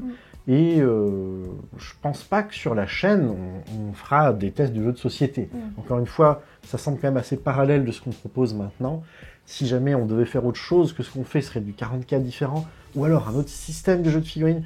Mais de là à ce qu'on vous montre nos autres loisirs, qui seraient du jeu de rôle, des jeux de cartes ou des jeux vidéo. Je crois que ça vient juste après la question des autres loisirs. On va y venir plus tard. Donc, sans doute pas. Alors, quels sont vos autres loisirs à tous les deux? Et notamment, parce que c'était lors d'un dialogue avec quelqu'un, ceux que vous évoquez pour lesquels il y a une approche moins mobile des règles. Alors, qu'est-ce que c'est que cette histoire d'approche mobile des règles? C'est cette course au contenu qui change qu'on a évoqué, où 40 000 est très mouvant, et donc on prend une grande partie de notre temps libre et de notre réflexion pour apprendre, vérifier, pour pouvoir en jouant s'amuser de manière correcte et vous l'expliquer de manière plutôt simple. Et du coup, on aime bien par contraste qu'une grosse partie de nos autres loisirs dans lesquels il reste un tout petit peu de temps libre, qu'eux, ils bougent pas trop. Qu'eux, ils soient fixes pour que justement, on n'ait pas en plus l'effort mental de se mettre à jour sur plein de trucs. Donc on a les figurines avec Warhammer 40 000 et un petit peu One Page Rule. Et on a principalement 2 autres loisirs, je dirais, qui sont, on a parlé un petit peu avant, le jeu de rôle avec du Pathfinder. Depuis maintenant, ça fait peut-être un an ou 2 qu'on est quasi exclusivement dessus, mais on a beaucoup changé et si ça se trouve un jour on changera de nouveau. On a testé plus d'une vingtaine de systèmes de jeux de rôle, dont certains pendant plusieurs années. Et on en a créé nous-mêmes plusieurs, donc voilà. Au final, justement, le fait qu'on ait pris un Donjons et Dragons très vieux, c'est parce qu'on le connaît très bien, et nos amis aussi, et donc on peut oublier l'effort mental des règles et juste s'intéresser à l'histoire et à nos personnages, et moins aux mécaniques qui sont derrière. Et en dernier loisir qu'on fait assez régulièrement, on fait souvent du Magic. Donc le jeu de cartes Magic the Gathering. Tout à fait. Qui est, et pour le coup, on a aussi une approche pas très très mobile du jeu. On ne suit pas forcément tellement les nouvelles éditions et la nouvelle méta pour s'affronter, etc. les uns les autres. On a un petit peu créé notre propre façon de jouer à l'intérieur de Magic. Comme dans presque tous nos loisirs, j'ai envie de dire. On aime bien. On a créé un petit système pour jouer en coop, avec plusieurs joueurs, ensemble, pour affronter une sorte de deck qui s'autogère. Voilà, un bot qui va jouer tout seul, du PvE, comme on dit. Donc les joueurs contre l'environnement, contre un deck automatique. Et c'est ça ce qu'on fait le plus, finalement. Cette version-là de Magic, peu connue et un peu paumée, qu'on joue concrètement le plus. Il y a eu quelques modes de jeu officiels de Magic, pour ceux qui connaissent, qui ont fait ça, comme affronter la horde Minotaur, vaincre un dieu, la horde zombie, affronter l'hydre. C'est sorti il y a longtemps. Magic a fait des choses là-dessus, et la communauté de Magic invente souvent des nouveaux formats de jeu ou des choses un peu spécifiques. Et parmi les gens, il y a quelques personnes qui avaient bidouillé de la coop, et nous on avait beaucoup aimé ça, et donc ça fait des années qu'on bosse sur plein de trucs de coop dans lesquels on joue, et c'est notre façon de jouer majoritaire. En plus de ça, on fait aussi le mode de jeu le plus populaire de Magic actuellement, qui est le Commander Multi, donc un petit truc, il y a 4 joueurs, c'est du chacun pour soi, et on aime bien ce mode de jeu-là parce qu'il est convivial, on peut jouer à plein de gens, et les cartes qui sont dedans ne bougent pas. Si vous avez des cartes d'il y a 20 ans et une carte qui est sortie la semaine dernière, en principe, vous pouvez les prendre et les jouer, et ils s'affrontent quand même, sans du coup qu'il y ait besoin de suivre, comme tu le disais, les nouvelles rotations, parce que le Magic compétitif traditionnel, si vos cartes sont trop vieilles, elles s'en vont, et donc ça nécessite d'acheter, bien sûr, c'est commercial, toujours les nouvelles cartes pour continuer de pouvoir jouer au jeu. Et nous, on aime bien garder des vieux decks dinosaures d'il y a longtemps, et pouvoir se dire, il est rigolo, dans 5 ans, je jouerai le même, et voilà, on n'a pas cet effort mental-là à suivre, ni le budget d'ailleurs, parce que Warhammer, ça coûte cher, donc avoir quelques jolies cartes, ça nous plaît bien. Mais oui, au niveau, ce qui nous restera après, c'est surtout le temps. On est jeunes parents, on n'a pas de temps infini, donc la chaîne, ça prend beaucoup de temps, les figurines. C'est fou. Avec une petite soirée de jeu de rôle par semaine et du Magic de temps en temps, là, l'emploi du temps est plein. Voilà. Ouais, on sacrifie déjà pas mal de sommeil pour réussir à faire ça par ailleurs. Oui. C'est déjà moyennement raisonnable. Mais avant ça, quand on était plus jeune, il y avait d'autres loisirs qu'on faisait par ailleurs. Et on a tous les deux fait pas mal de jeux vidéo quand même, y compris, toi, beaucoup plus de jeux un joueur, de RPG, de choses un peu venues du Japon et compagnie. Voilà, tour JRPG, par tour, voilà. Ouais. Et Georges, j'ai un peu plus STR, Jeux de stratégie. StarCraft ou un peu de League of Legends, des choses comme ça. Beaucoup de League of Legends. Beaucoup trop. Si maintenant je n'y joue plus, mais ou une fois tous les 3 mois pour jouer avec un membre de ma famille, mais bon, je joue plus au jeu actuellement, faute de temps. Et c'est pas plus mal. Je trouve qu'au final, les loisirs en vrai, comme les figurines, ce genre de choses, il y a quand même une certaine noblesse dessus. Je trouve que c'est top. Moi, fut un temps, je faisais aussi un peu plus de couture, du crochet, du tricot, des choses comme ça. Du violon. Le violon, j'ai arrêté au lycée, donc je le comptais même pas dans mes loisirs, mais voilà, des petits loisirs créatifs qui, ils attendent dans un placard et puis un jour ils ressortiront quand il y aura un peu plus de temps. Tout à fait. Alors, question suivante. Est-ce qu'on compte faire une partie en 2000 points pour fêter nos 2000 abonnés? Non. C'est rigolo parce qu'il y a 2000 des deux côtés, donc mais clairement pas. J'ai pas 2000 points d'une armée en particulier. Donc je pourrais faire un espèce d'hybride en collant 2 armées qui vont pas trop ensemble, mais ce serait un peu triste. Puis je pense qu'on s'amuserait pas tant que ça. Voilà, de base, si on montre du 500 points sur la chaîne, c'est pas uniquement dans un geste pour sauver les gens qui commencent le jeu, c'est parce que c'est ce qu'on préfère faire. Nous, je pense que même s'il n'y avait pas la chaîne, on jouerait peut-être même pas en 1000 points. J'ai envie de dire, c'est dans l'inverse. Comme on a la chaîne, de temps en temps, on fait du 1000 points qu'on filme pour montrer aussi ce que ça donne. Mais le 500 points, c'est très largement ce qu'on préfère. Toute édition confondue, peu importe que c'était la V4, la V8, la V9, la V7, machin, on a toujours fait ça. Et c'est ce qui nous attire. Donc le 2000 points, ça s'en éloigne quand même vraiment beaucoup. C'est trop long. On préfère faire 2-3 parties de 500 points et pouvoir peindre plein de figurines d'armées différentes, varier les règles. Je pense qu'on ne verra jamais de 2000 points sur la chaîne. Ou alors, enfin, il faut jamais dire jamais, mais ça ne nous intéresse vraiment pas. C'est même pas, peut-être un jour, c'est vraiment, non, on a mieux par ailleurs. Le 1000 points, on en fait de temps en temps et ça nous suffit bien, quoi. Est-ce que vous feriez une partie en 1000 ou en 2000 points sur la chaîne Imperial Knight contre Chaos Knight? Pour l'instant, ni l'un ni l'autre, on a l'armée, donc ça paraît compliqué. Mais dans l'absolu, pourquoi pas. Georges a une figurine qui est censée servir de Chaos Knight, peut-être un jour, qui attend d'être peinte. C'est ça, j'ai un énorme dragon de flammes gigantesque que je voudrais jouer sans doute comme un titan allié à mes démons du feu, pour avoir juste une très belle grosse figurine sur la table, c'est l'unique raison. Donc indirectement, j'aurais peut-être un allié comme ça, mais je compte pas avoir une armée avec que des knights que je joue. On avait montré, quand Jean-Louis était passé avec Paula, on avait fait un 2v2 où tout le monde avait 500 points, donc 1000 contre 1000 entre guillemets. Et lui, il avait joué Knight, Codex Knight et moi Custodes. Et vous deux, vous aviez fait une équipe féminine double orc, voilà. Donc on a déjà vu indirectement des Knights sur la chaîne. Et si on invite des gens qui en ont à participer, on va en montrer. On n'a pas spécialement ces projets-là de peinture ou de modélisme l'un ou l'autre. Et vu que sur la chaîne, en principe, vous voyez surtout nous, il y a quand même très peu de chances que nous, on fasse un d'entre nous une armée et qu'on affronte quelqu'un qui est justement cette armée-là. Donc ce sera sans doute pas pour tout de suite.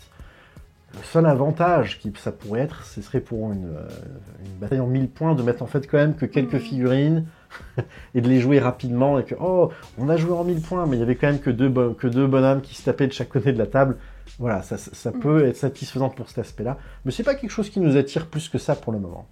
Nous revoilà après une courte interruption, le raccord peut-être coiffure, vêtements, cadrage a changé, on a dû s'occuper de bébé et du coup on filme ça le lendemain, mais on va reprendre les questions exactement là où on en était.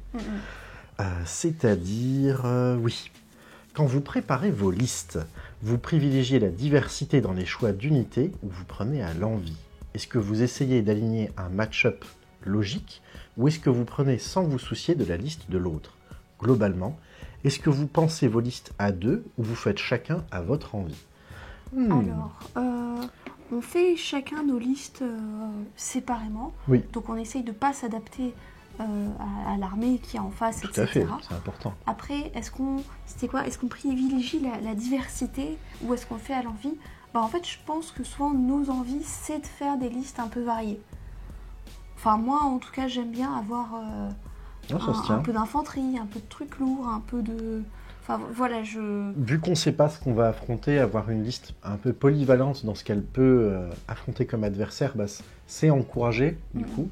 Et sinon, on va... Forcément, quand il y a des nouvelles règles qui concernent une des figurines qu'on a justement, ou si on vient de peindre quelque chose récemment, peu importe si c'est très performant ou quoi que ce soit, on va avoir tendance, on va suivre notre envie de soit présenter quelque chose de nouveau en termes de règles, soit montrer ce qu'on a peint parce qu'on a envie de jouer avec, tout simplement.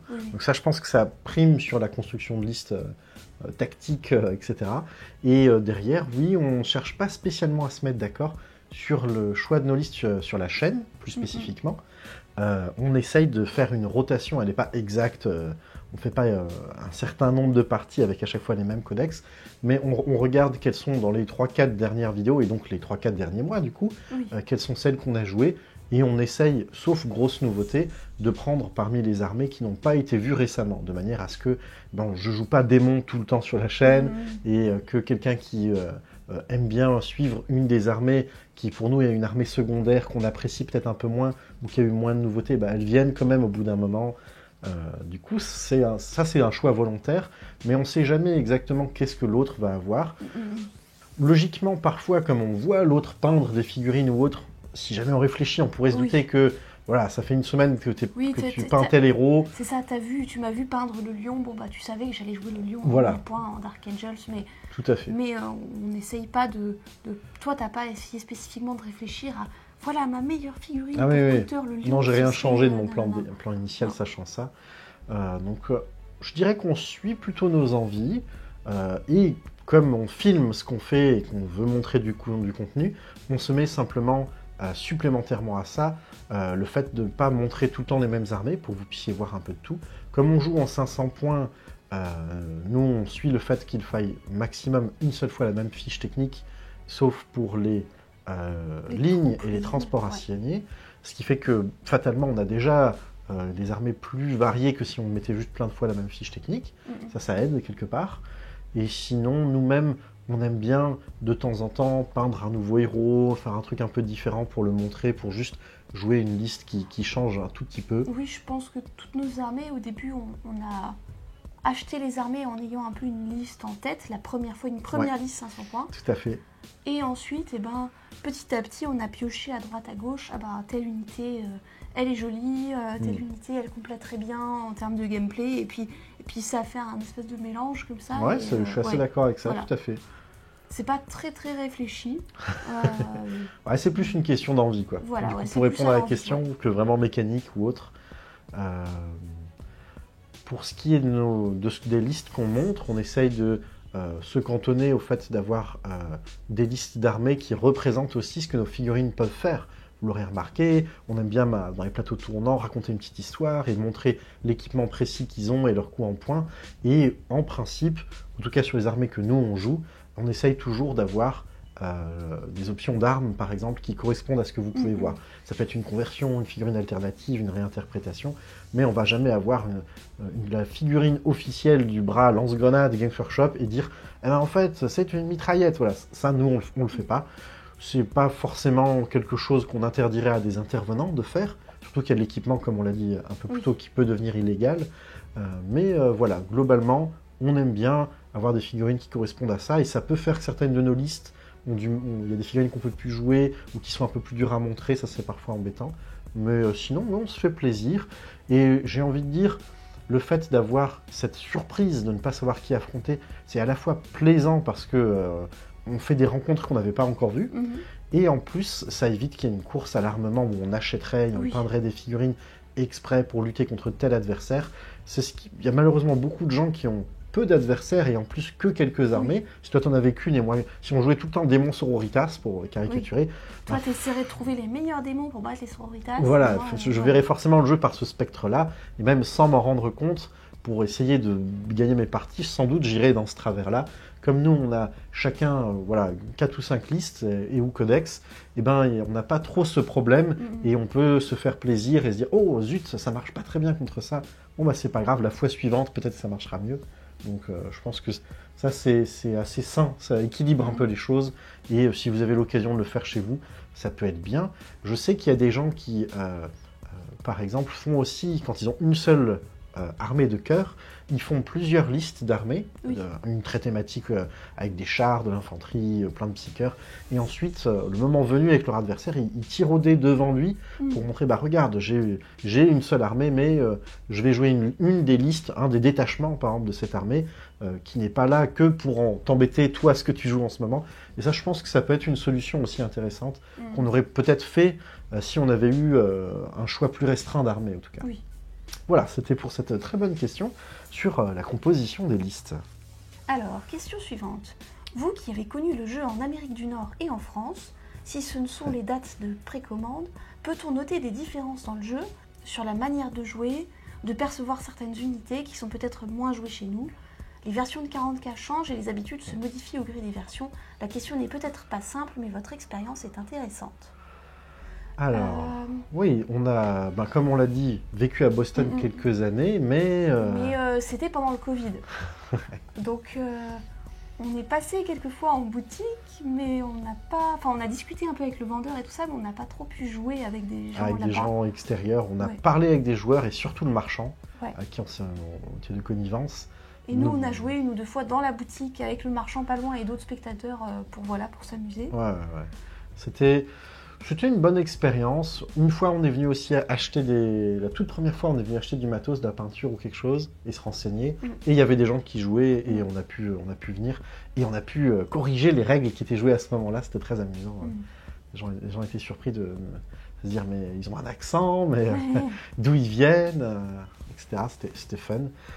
De ce que j'ai pu voir, mais je pense que c'est très difficile de généraliser sur toute la manière de jouer américaine. Je pense que c'était plus la boutique Games Workshop, Warhammer Store, peu importe le nom, local de ce coin-là.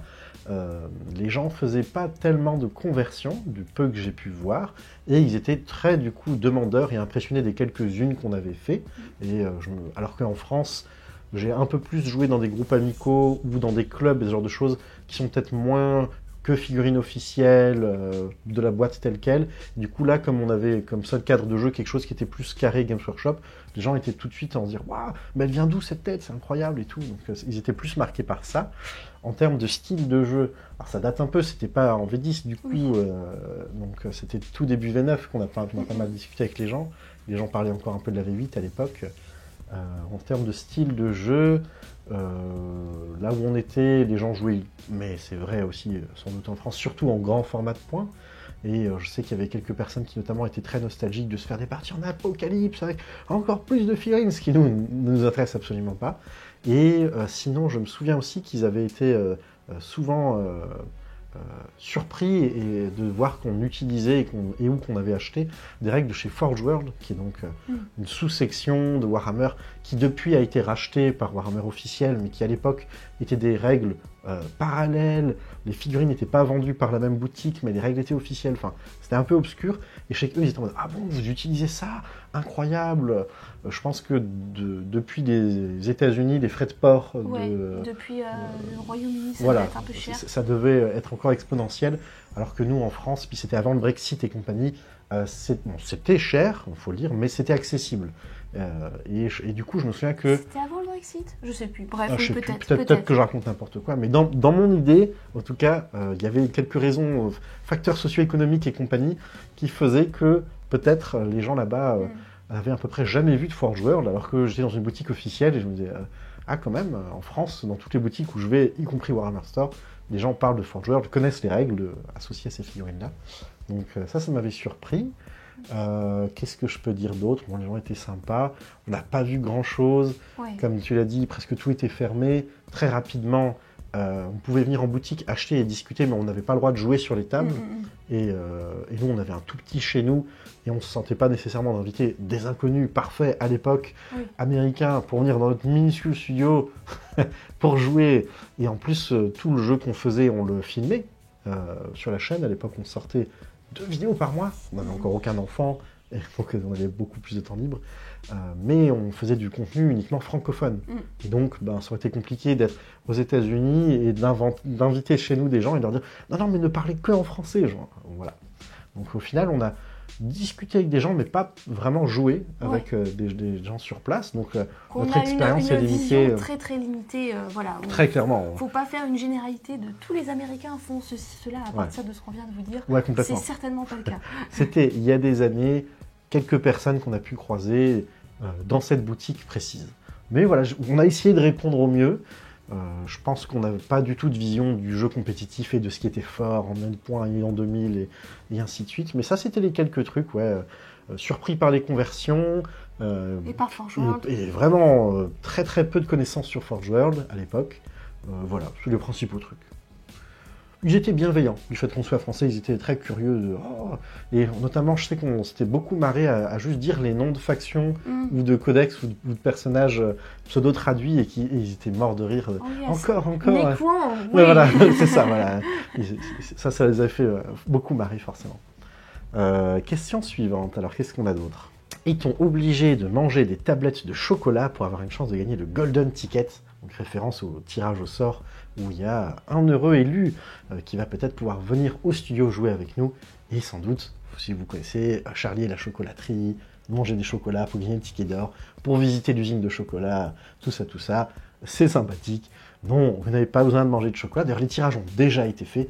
Qui sait, peut-être que de manger du chocolat vous a aidé dans le destin à être sélectionné. Mais pour visiter notre usine de chocolat de vidéos de figurines, il faut jouer aux figurines et tous ceux qui vont participer au tirage au sort ont des armées. Voilà. Exactement.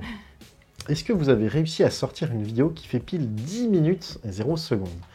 Ça, c'est donc sur YouTube pour maximiser les frais de monétisation de publicité et le référencement. Il est fortement conseillé que votre vidéo fasse un minimum de 10 minutes. Donc c'est une petite blague d'initié vis-à-vis de YouTube. Si votre vidéo fait 9 minutes 30, elle va être vraiment moins mise en avant et les gens auront du mal à y accéder pour éviter qu'il y ait du contenu qui dure 10 secondes qui envahisse la plateforme. Tu veux dire des shorts? Non. Juste, il y a un truc parallèle pour du coup maintenant. Mais, je crois pas qu'on ait fait de vidéo qui fasse pile 10 pense Disons qu'on fait plutôt des vidéos qui durent quelques heures.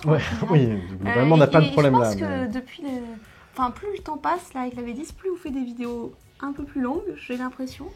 Ah, tu crois? Ouais, faudrait regarder, mais je pense que depuis le début de la V9, fin de V9, début V10, etc., on a tendance à rallonger un peu les vidéos. Ah, peut-être. Mais perso défense, mais je trouve ça bien, on prend notre temps. On suit notre rythme pour essayer d'expliquer. Pour présenter, on réfléchit pas trop à la durée de ça. Il n'y avait pas le lore tout au début. Il était dans le texte, mais on ne le disait pas. Les plateaux tournants sont un tout petit peu plus lents. Il y a quelques petits détails qui font que peut-être... Rajoute quelques minutes par-ci par-là. Ouais, puis on est bavard. Oui.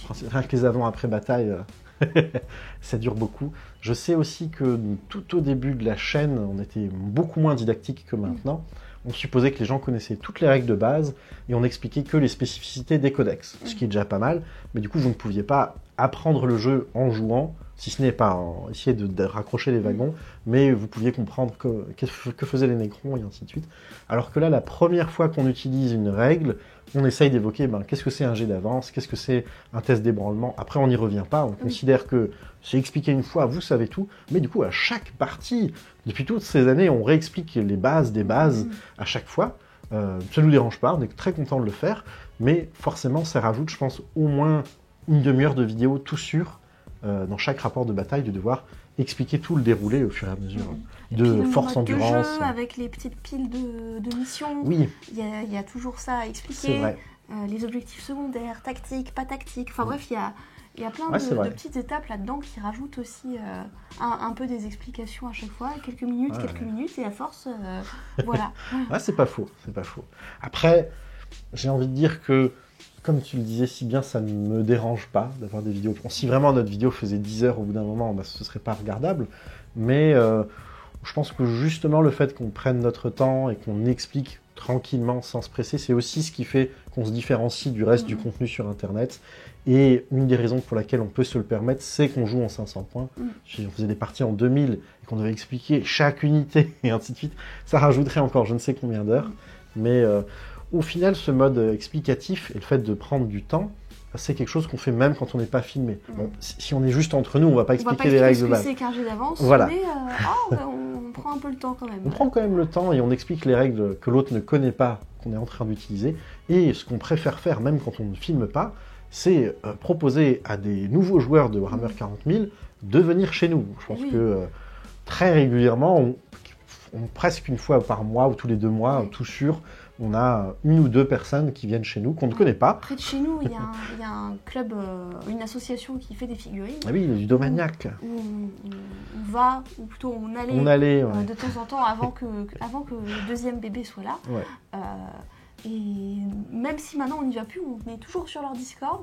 Donc à chaque fois qu'il y a quelqu'un qui arrive en disant « Bonjour, je suis nouveau dans la région, je voudrais apprendre à jouer à 40K », il y a toujours des gens pour leur dire « Venez chez Georges et Amélie ». Et puis on les invite avec plaisir. Donc on continue à régulièrement réexpliquer le jeu à toujours des nouvelles personnes. Et même quand c'est pas filmé, et ça reste ce qu'on préfère faire au final. Donc. Et sinon, même entre nous, on a cette façon de jouer où on explique notre tactique. En tout cas, on présente nos choix et le pourquoi du comment. Ça, on le fait même quand on est juste entre nous.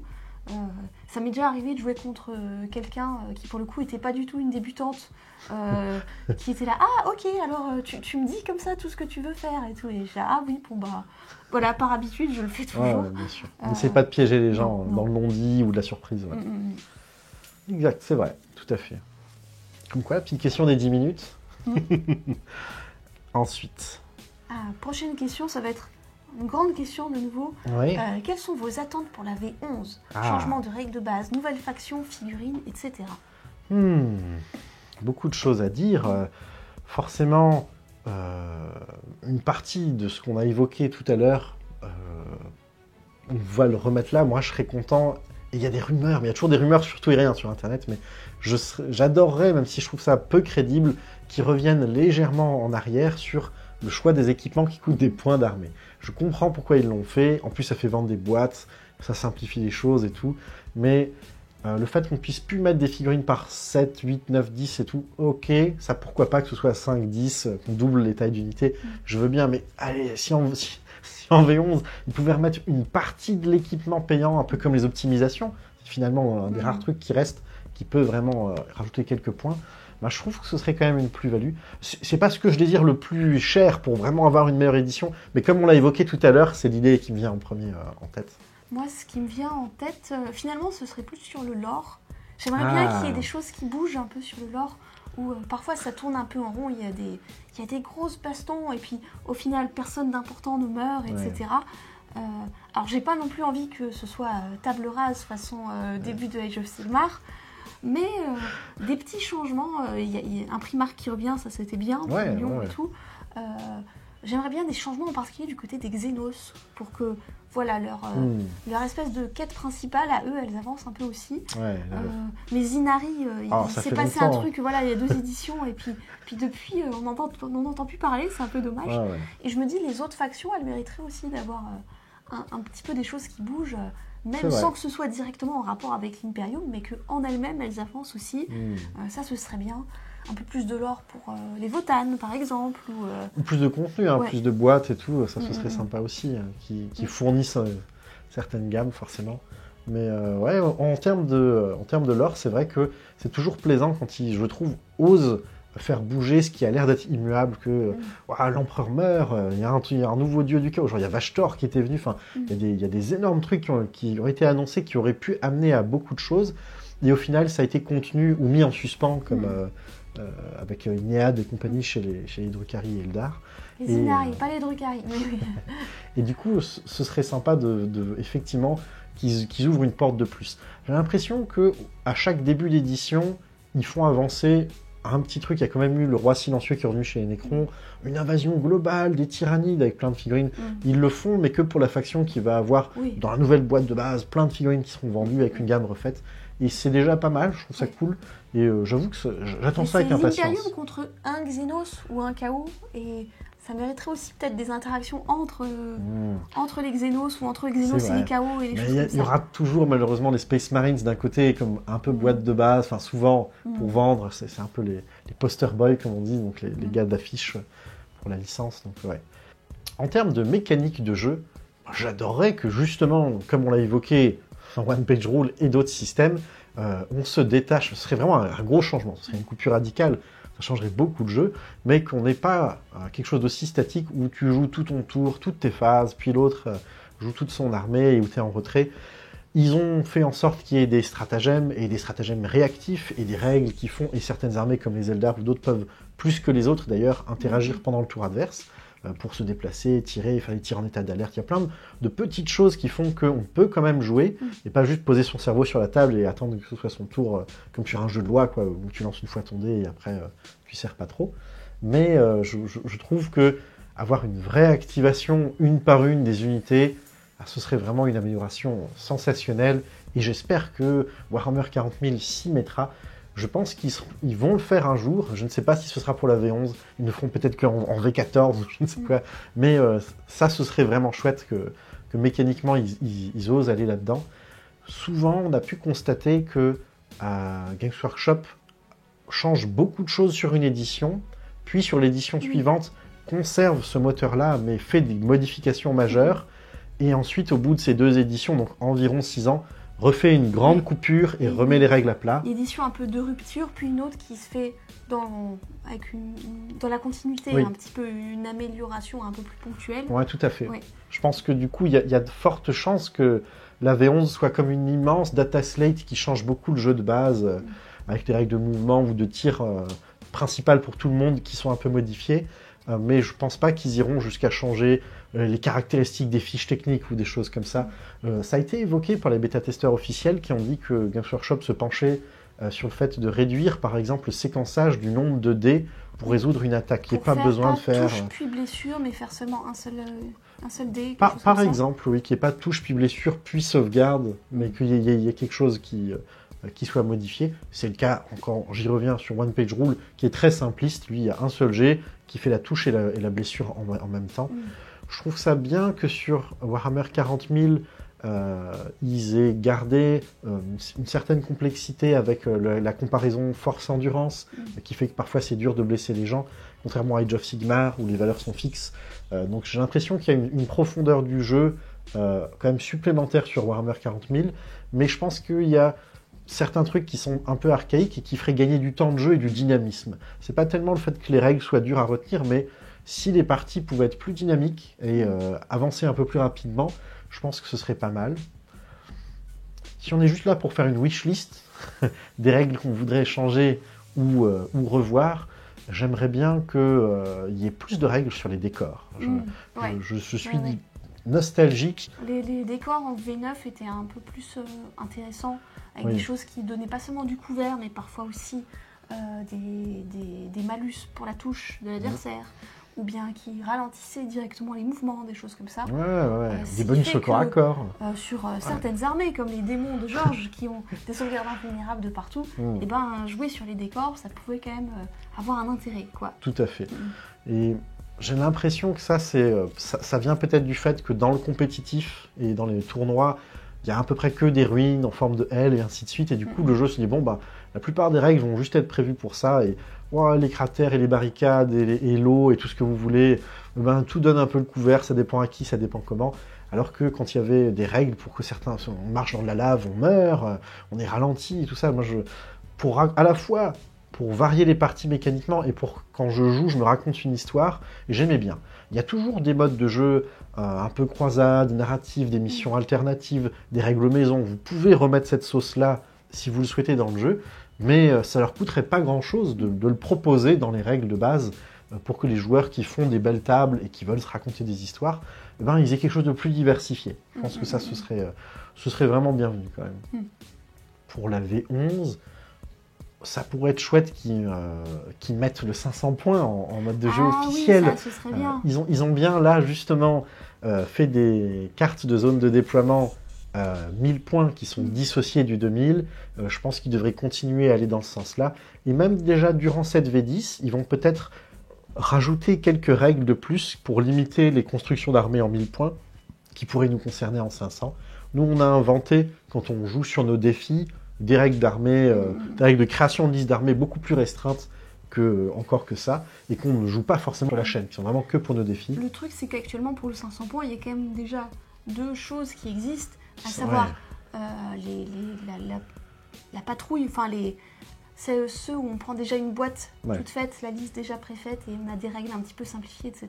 Tout à fait. Et il y a aussi les actions d'abordage, qui sont aussi un mode de jeu en 500 points.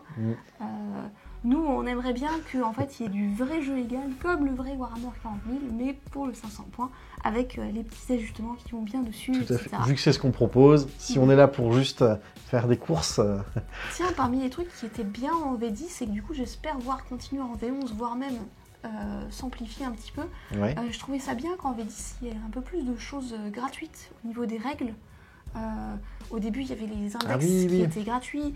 Presque toutes les factions ont eu des détachements. Ensuite, petit à petit, ceux du Grand Mass de calendrier de l'Avent de l'année dernière, mais ensuite aussi par-ci par-là, avec les mises à jour de règles, ils en sortent aussi un petit peu. C'est vrai. Bref, je trouve ça bien. Bon, après, je sais que d'un point de vue commercial, ça n'a pas forcément un grand intérêt, à part celui de faire venir des nouveaux joueurs dans Warhammer 40 000. Mais sans doute que Games Workshop ne ferait pas ça pour toutes leurs règles partout, tout le temps, tout gratuit. Mais ce serait cool. Moi, je trouverais ça bien et voilà. Ouais, forcément. C'est difficile de trouver un point négatif à ça et je suis d'accord. En termes de ce qu'on pourrait vouloir faire aussi, j'aimerais bien que... C'est peu probable, mais si on est là pour projeter ce qu'on aimerait y voir, pour faire une V11 à notre goût, j'aimerais qu'il y ait moins ce problème des unités qui partent en légende, qui sont jamais mis à jour, et ainsi de suite. Et j'aimerais bien que les quelques figurines qui ont quitté leur codex, que ce soit en orc ou même en garde impériale, ou peu importe, même sur des livres qu'on joue pas, ça m'attriste toujours énormément qu'il y ait des figurines qui s'en aillent des règles. Bon, après, il y en a des nouvelles qui viennent, mais c'est un peu dommage. Ouais, j'y crois pas trop. Je pense en tout cas que celles qui sont parties en légende ne reviendront pas, malheureusement. Pour donner tort à ça et avoir une lueur d'espoir improbable dans le Warp, pour ainsi dire, sur l'index démon qui a été refait, ils ont enlevé Karanak, donc le personnage chien magique, et ils l'ont passé en légende sans rien dire aux gens, alors que c'est la dernière figurine démon qui a été refaite, qui est vendue dans une boîte de patrouille récente démon. Et la communauté a tellement crié au scandale qu'ils aient refait une nouvelle figurine, mais qu'elle n'ait plus de règles, et que ce soit elle qui soit vendue dans les bundles financièrement intéressants, qu'ils ont rétro-pédalé et ils l'ont remis dans les règles, genre un mois après, en s'excusant. Donc, si on fait pression, peut-être que... Mais bon, j'y crois pas trop. En termes de V11, j'essaie de réfléchir un peu. J'aime beaucoup le fait qu'il y ait eu ces détachements qui donnaient des stratagèmes uniques aux gens et qu'il y ait une distinction entre les règles d'armée de Necron et les règles de votre détachement Necron ou démon. Je pense que ça aurait été encore plus amusant pour moi et encore plus simple pour le jeu, paradoxalement, s'ils avaient mis, par exemple, 3 stratagèmes communs à tous les Necrons et 3 stratagèmes, eux, spécifiques au détachement, pour qu'on puisse avoir des mécaniques de jeu qui soient uniques à notre peuple, à notre faction, et en même temps quelques distinctions. Ça veut dire que les armées se ressembleraient plus d'une partie à l'autre, mais en même temps, on pourrait plus assimiler des règles, et il y aurait vraiment des points forts qu'on pourrait reconnaître, et plutôt qu'il y ait plein de règles qui se ressemblent, qui ont des noms à peine différents. Sinon, moi, la chose que j'aimerais bien voir modifiée par ça en V11, c'est ce qui concerne peut-être le moral, qui est toujours un petit peu décevant, je trouve, à l'heure actuelle, dans le sens où je trouve pas assez impactant. Le fait de rater un test de commandement, déjà, ça arrive pas si souvent. Et puis en plus, après, même derrière, l'unité peut continuer à se battre un peu normalement. Elle peut tirer, charger, il n'y a pas de souci. Donc au final, toutes les armées qui ont des règles qui vont baisser le commandement adverse ou forcer à faire des tests de commandement et tout ça, je trouve toujours ça un peu dommage parce que je trouve pas ça assez impactant. Je préférerais que les figurines qui ratent un test de commandement, elles aient des malus pour toucher, des choses comme ça. Ne serait-ce que de ne pas être parfaitement libre de ses mouvements ou avoir -1 au toucher, au tir comme encore à corps. Rien que ça, il y aurait un vrai ressenti de l'unité est diminuée comme son moral. Alors que là, pas de stratagème, pas prendre les points objectifs. Oui, ça peut impacter la partie, mais ça peut aussi ne rien changer. Et souvent, nous, dans nos matchs, ça ne change pas forcément quelque chose, d'autant plus qu'une unité qui est ébranlée ne l'est pas pour toujours. Il faut refaire le test après, donc elle a eu peur à un moment de la partie, peut-être où elle n'était pas sur un point objectif, et ensuite, ça n'a plus eu d'impact. C'est vrai, je trouve que les tests d'ébranlement et le moral devraient avoir une partie plus conséquente sur l'impact du jeu, ce serait intéressant. Les charges sont, je trouve, un aspect du jeu qui est parfois frustrant, le fait que ce soit avec 2 dés de 6, qui ait une si grande part d'aléatoire, parce que moi qui joue beaucoup d'armées et de corps à corps avec démons, mes custodes, mes patati patata, souvent les parties vont vraiment se jouer beaucoup sur ce jet de dés, et il y a des règles pour relancer les jets de dés, avoir des bonus sur charge. Ça évite aussi qu'en venant en téléportation, on puisse charger tout de suite. Je comprends mécaniquement, mais je trouve que c'est peut-être à peine trop aléatoire. Et j'aimerais que... C'est un dé de 6 plus une partie fixe, voire même un dé de 6 plus la valeur de...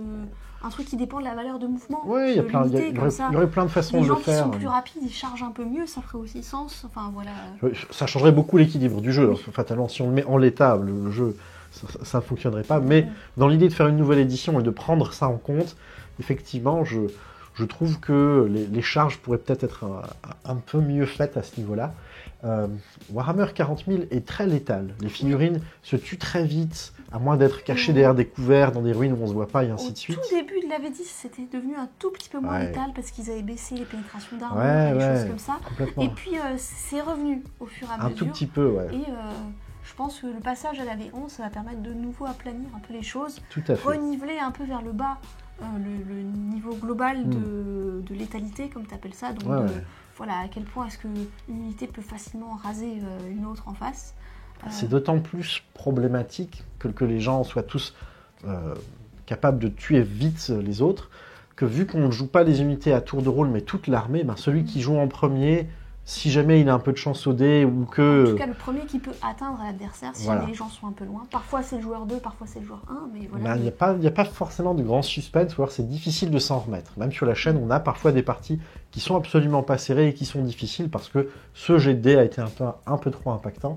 Et je trouve que ce soit en baissant la pénétration, la portée, les mouvements, ou tout simplement en faisant en sorte que globalement les gens se tuent moins vite, que simplement que les armes soient moins dangereuses sur l'ensemble du jeu, ce serait sain et ça ferait qu'il y aurait du monde en vie jusqu'au fin, plus vers le round 4 et 5, on a encore des gens à bouger partout. C'est aussi peut-être parce qu'on joue en 500 points que les gens la carte est plus proche, les gens ont plus le temps de se tuer et même en ayant gagné leur combat d'encore aller sur des points objectifs. Quand on fait des parties sur une dimension 1000, qui est du coup la même qu'en 2000, si vous gagnez votre bataille, vous n'allez pas forcément avoir le mouvement pour en plus aller massacrer les gens qui sont à l'autre bout du champ de bataille. Mais je pense par rapport à d'autres jeux qu'on fait, de figurines ou autres, ou des éditions précédentes, que vraiment baisser cet aspect explosif de mortel au début du jeu, ce serait positif et ça amènerait plus de tactique dans le jeu. Quitte même, si besoin, à rendre le jeu moins long. Encore une fois, c'est dans des choses folles, mais pourquoi ne pas dire que le jeu ne dure que 4 rounds et pas 5, et pourquoi pas même juste en 500 points, ça pourrait être aussi une façon de le faire, de manière à ce que, il y ait un peu plus d'enjeux de placement jusqu'au bout de la partie. Ça, je pense, ça pourrait être bien. On va peut-être s'arrêter là sur cette question parce qu'on pourrait en durer parler longtemps, vraiment longtemps et on va répondre aux autres. Mais fatalement, on imagine beaucoup de choses qu'on aimerait voir pour la version 11. Le proto-jeu asymétrique qu'ils ont sorti était très encourageant, avec vraiment des bonnes idées qui vont justement vers le jeu amical. On en a beaucoup parlé dans les 2 dernières vidéos. Ça peut s'améliorer et ce serait bien qu'ils creusent encore dans cette voie. Tout à fait. J'espère que ce sera un des modes de jeu officiels bien pensés de la V11 qui amènera une expérience de jeu très positive. Alors, dans vos factions préférées, quelle est votre figurine préférée? Et quelle figurine vous voudriez le plus qu'elle soit refaite par Games Workshop? Faction préférée, votre figurine préférée? Faction préférée, c'est pas évident déjà. Alors, si, de cœur, c'est sans doute les sœurs de bataille. Plus pour le lore et l'historique de Séparel que j'ai commencé, etc. Bien sûr, ça joue beaucoup. Ma figurine préférée dedans... alors, peut-être Sainte-Célestine, parce que je la trouve très classe, à la fois le modèle et le lore. Même les règles sont bonnes. Même les règles qui sont très, très rigolotes avec le fait qu'elles reviennent, etc. Ouais, c'est top. Donc je pense que c'est ma figurine préférée de chez les sœurs de bataille. Après, quelles figurines je voudrais voir refaites, c'est pas évident parce que je suis toujours contente quand ils sortent des nouvelles figurines de sœurs de bataille et en même temps, moi je joue avec des figurines que j'avais converties et faites il y a une bonne dizaine d'années, etc. Avant que toute la gamme soit refaite. Et du coup, je sais que je mélangerai pas, par exemple, mes petites escouades de sœurs de bataille, là, ma version, avec des nouvelles. Et donc, j'ai envie qu'elles aient de l'amour, entre guillemets, de Games Workshop, mais je sais que je risque de ne pas acheter une bonne partie de ces figurines. Donc je sais pas trop. Du coup, peut-être... j'aime bien quand ils sortent carrément des nouveaux profils, du coup, les parangones, j'aimais bien. Voilà, ce genre de choses. C'est une bonne réponse. Moi, ma faction préférée, c'est très clairement les démons. Et encore une fois, une des raisons pour laquelle je les aime autant, c'est dans un projet hobbyistique très personnel de faire une armée démons comme personne et trouver beaucoup de figurines alternatives et faire de la conversion. Donc au final, il y a certaines de mes armées, par exemple mes armées de démons de Tsench que j'adore, où j'ai plus de 1000 points peints, j'ai 0 figurine officielle du Games en l'état. Donc compliqué de dire quelle est ma sculpture préférée de démons de l'armée, il y en a plein qui sont magnifiques. J'aime beaucoup les figurines de Bloodletters, je trouve qu'elles ont bien vieilli avec leur esthétique, avec leur double articulation, et leurs cornes, et leur air un peu rampant comme ça. Et c'est ce qui m'a fait commencer les démons à la base, et j'en ai acheté plein, j'ai même encore 2 boîtes de Bloodletters, puis tout ça n'est même pas monté, même pas peinte. Mais je trouve que c'est une belle sculpture, surtout pour l'époque où elle était déjà vieillotte quand je l'ai acheté. Je trouve que le look et le design fait que ça a l'air toujours actuel. Et c'est un peu original, c'est pas juste une tête de diablotin comme on pourrait le voir. Il y a un petit côté unique que j'apprécie. Donc peut-être que c'est tout simplement ça, mais c'est une des premières figurines démons que j'ai achetées et peintes, donc il y a l'aspect nostalgie de départ qui joue beaucoup. En termes de figurines refaites, pas évident. J'ai d'autres armées. T'aimerais bien surtout avoir plus de profils. C'est ça, avoir plus de profils, plus de choix. Surtout moi qui aime bien jouer monodieu. Ce que j'attends avec impatience en V11, et du coup aussi comme changement avec ma faction de démons, c'est qu'il sépare enfin la jouabilité des démons par dieu. Et maintenant que les Chaos Space Marines ont été séparés et ont eu un traitement de World Eaters, Emperor Children, Death Guard et Thousand Suns, il y a de fortes chances qu'à la manière de ce qui était passé quand AOS est arrivé, dans la V11, ils vont sans doute enfin mettre les démons associés. Chaos Space Marines. Un codex de Tsench qui ferait Thousand Suns et démons de Tsench, etc. pour les autres. Je ne sais pas si c'est pour autant là que je vais commencer à faire un mélange de Marines et démons, mais en tout cas, j'aurai vraiment la sensation que c'est des armées distinctes et qu'ils ont des mécaniques de jeu adaptées et qu'il n'y a pas cette nécessité de les mélanger pour avoir sur la table tactiquement quelque chose qui se tient. Parce que moi, j'aime bien avoir des armées à thème, soit visuellement ou dans le gameplay. Donc, je suis pressé de voir les règles refaites, prévues dans les règles d'armée pour les démons du sang, de la magie, de Nurgle et compagnie. Et je pense que la V11, ça va l'amener. Ça m'a l'air très crédible. Donc j'ai hâte de voir ça. Ça va être On aura 2 de nos armées qui vont fusionner. Parce que toi, tu joues Thousand Suns, moi Démon de Singe. Si ça se trouve, on jouera le même codex et tout, ce sera drôle. Et ça tombe bien parce que du coup, j'ai fait mes Thousand Suns avec un peu des couleurs qui rappellent tes démons. Du bleu et du violet. Oui, c'est vrai. Donc voilà, on ira bien ensemble. Ça pourrait. En termes de refaire des figurines, j'ai pas tellement de vieilles figurines où je me dis « Ah, elle est vraiment moche et ainsi de suite. Moi, je continue en Necron de jouer mes vieux guerriers Necron à côté de mes nouvelles sculptures et ça choque pas. Et je joue des vieilles et des nouvelles nuits en même temps et je trouve que ça rend bien. J'ai pas trop de soucis avec ça. Mais les nouvelles figurines sont très belles. Ils font des choses magnifiques. J'aurais plutôt envie qu'ils actualisent certaines règles. J'y reviens. Des règles légendes ou pu jouer, qui refassent des figurines pour que l'équipement soit de nouveau légal. Voilà.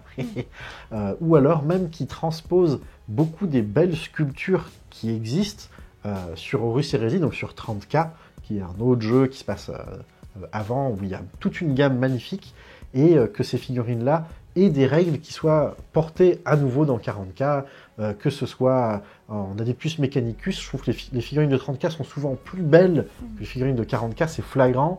Le style qui est très différent, je le trouve vraiment beau. Moi, j'aime beaucoup tout le délire de la garde impériale corrompue du chaos. Je trouvais que c'était chouette. Et bon, maintenant, ils ont sorti quelques unités qui sont dans le Codex Chaos Space Marines, mais fut un temps, c'était toute une armée dissociée. Et ça, pareil, j'aimerais que ça revienne, qu'il y ait des nouvelles sculptures. Ils pourraient sortir le Dark Mechanicus comme faction. Oui, ce serait cool. Ils pourraient faire des trucs comme ça. Ils pourraient sortir les Rudes comme faction. Donc les hommes rats de l'espace que j'adore et dont j'ai des projets de conversion depuis genre 8 ans en cours. Il y a beaucoup de choses qu'ils pourraient faire qui soient chouettes.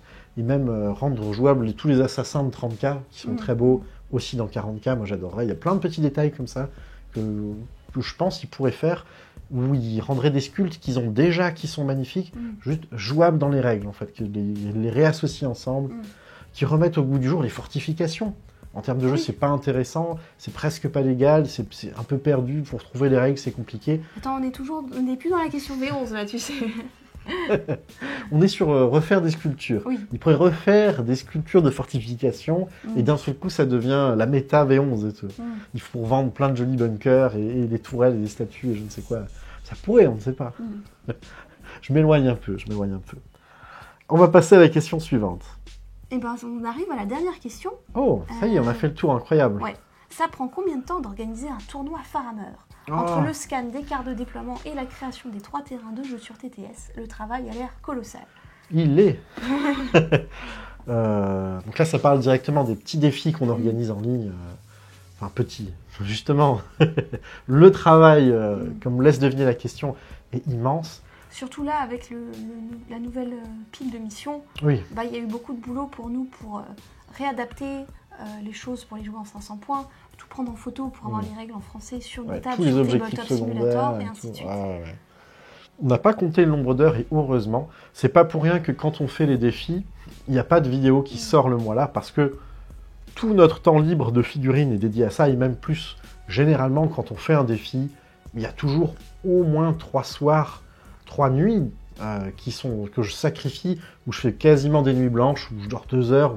Avec les enfants, c'est compliqué, pour juste avoir le temps de tout préparer. Et c'est totalement déraisonnable. Je pense que, avec un peu de recul, il y a des dizaines et des dizaines d'heures, à mon avis. Et puis après coup, il faut ensuite faire les hauts faits pour tout le monde et tout ça. Ah, oui. Même, préparer les petites enveloppes avec des petits mots écrits à la main sur chacun, etc. Ça prend... je ne saurais même pas dire combien... Je saurais pas dire combien de dizaines d'heures ça prend, mais c'est long. C'est beaucoup plus long pour nous que préparer des armées, filmer, monter, ressortir. Pour le temps qu'on met sur un défi, tout sûr, on pourrait faire 2 vidéos. Je pense, très largement. Et en plus, on est fatigué, parce que il faut que ce soit prêt à temps, on essaye de le faire assez vite pour que les gens qui ont l'annonce que les règles changent, on essaye à peu près 2 week-ends plus tard, plus ou moins 2-3 week-ends, dire que le défi aura lieu, préparez-vous. Donc c'est forcément un peu dans le rush. Donc c'est forcément un peu dans le rush. Là, comme l'a si bien dit Amélie, il n'y avait pas juste les règles de la data slate, mais en plus, il y avait un pack de missions. Donc chaque année, les règles du jeu égal entière changent. Et en plus, pour qu'on se tire encore plus une balle dans le pied, on avait décidé de tester le mode de jeu asymétrique qu'on ne connaissait pas, qu'il fallait lire, voir pour le 500 points et tout. Donc tout ça, à chaque fois, ça rajoute je sais pas combien d'heures. Donc ça fait franchement beaucoup, ne serait-ce que créer les tables de jeu, les maps, les cartes, les terrains sur Tabletop Simulator qui ne bug pas, qui ont les bonnes lignes de vue avec les déploiements, les pions objectifs préplacés, qui soient jolis, qui ne soient pas les mêmes qu'au défi précédent exactement.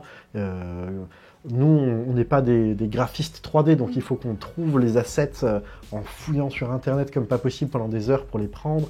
Ensuite, il faut qu'on vérifie que quand les figurines passent à côté, la hitbox, la collision de l'objet fictif corresponde à peu près à ce qu'on voit, parce que si vous avez une magnifique forêt et que quand vous passez votre figurine, en fait, elle se cogne contre des troncs invisibles, pour prendre un exemple qui arrive tout le temps, eh ben, c'est très très gênant.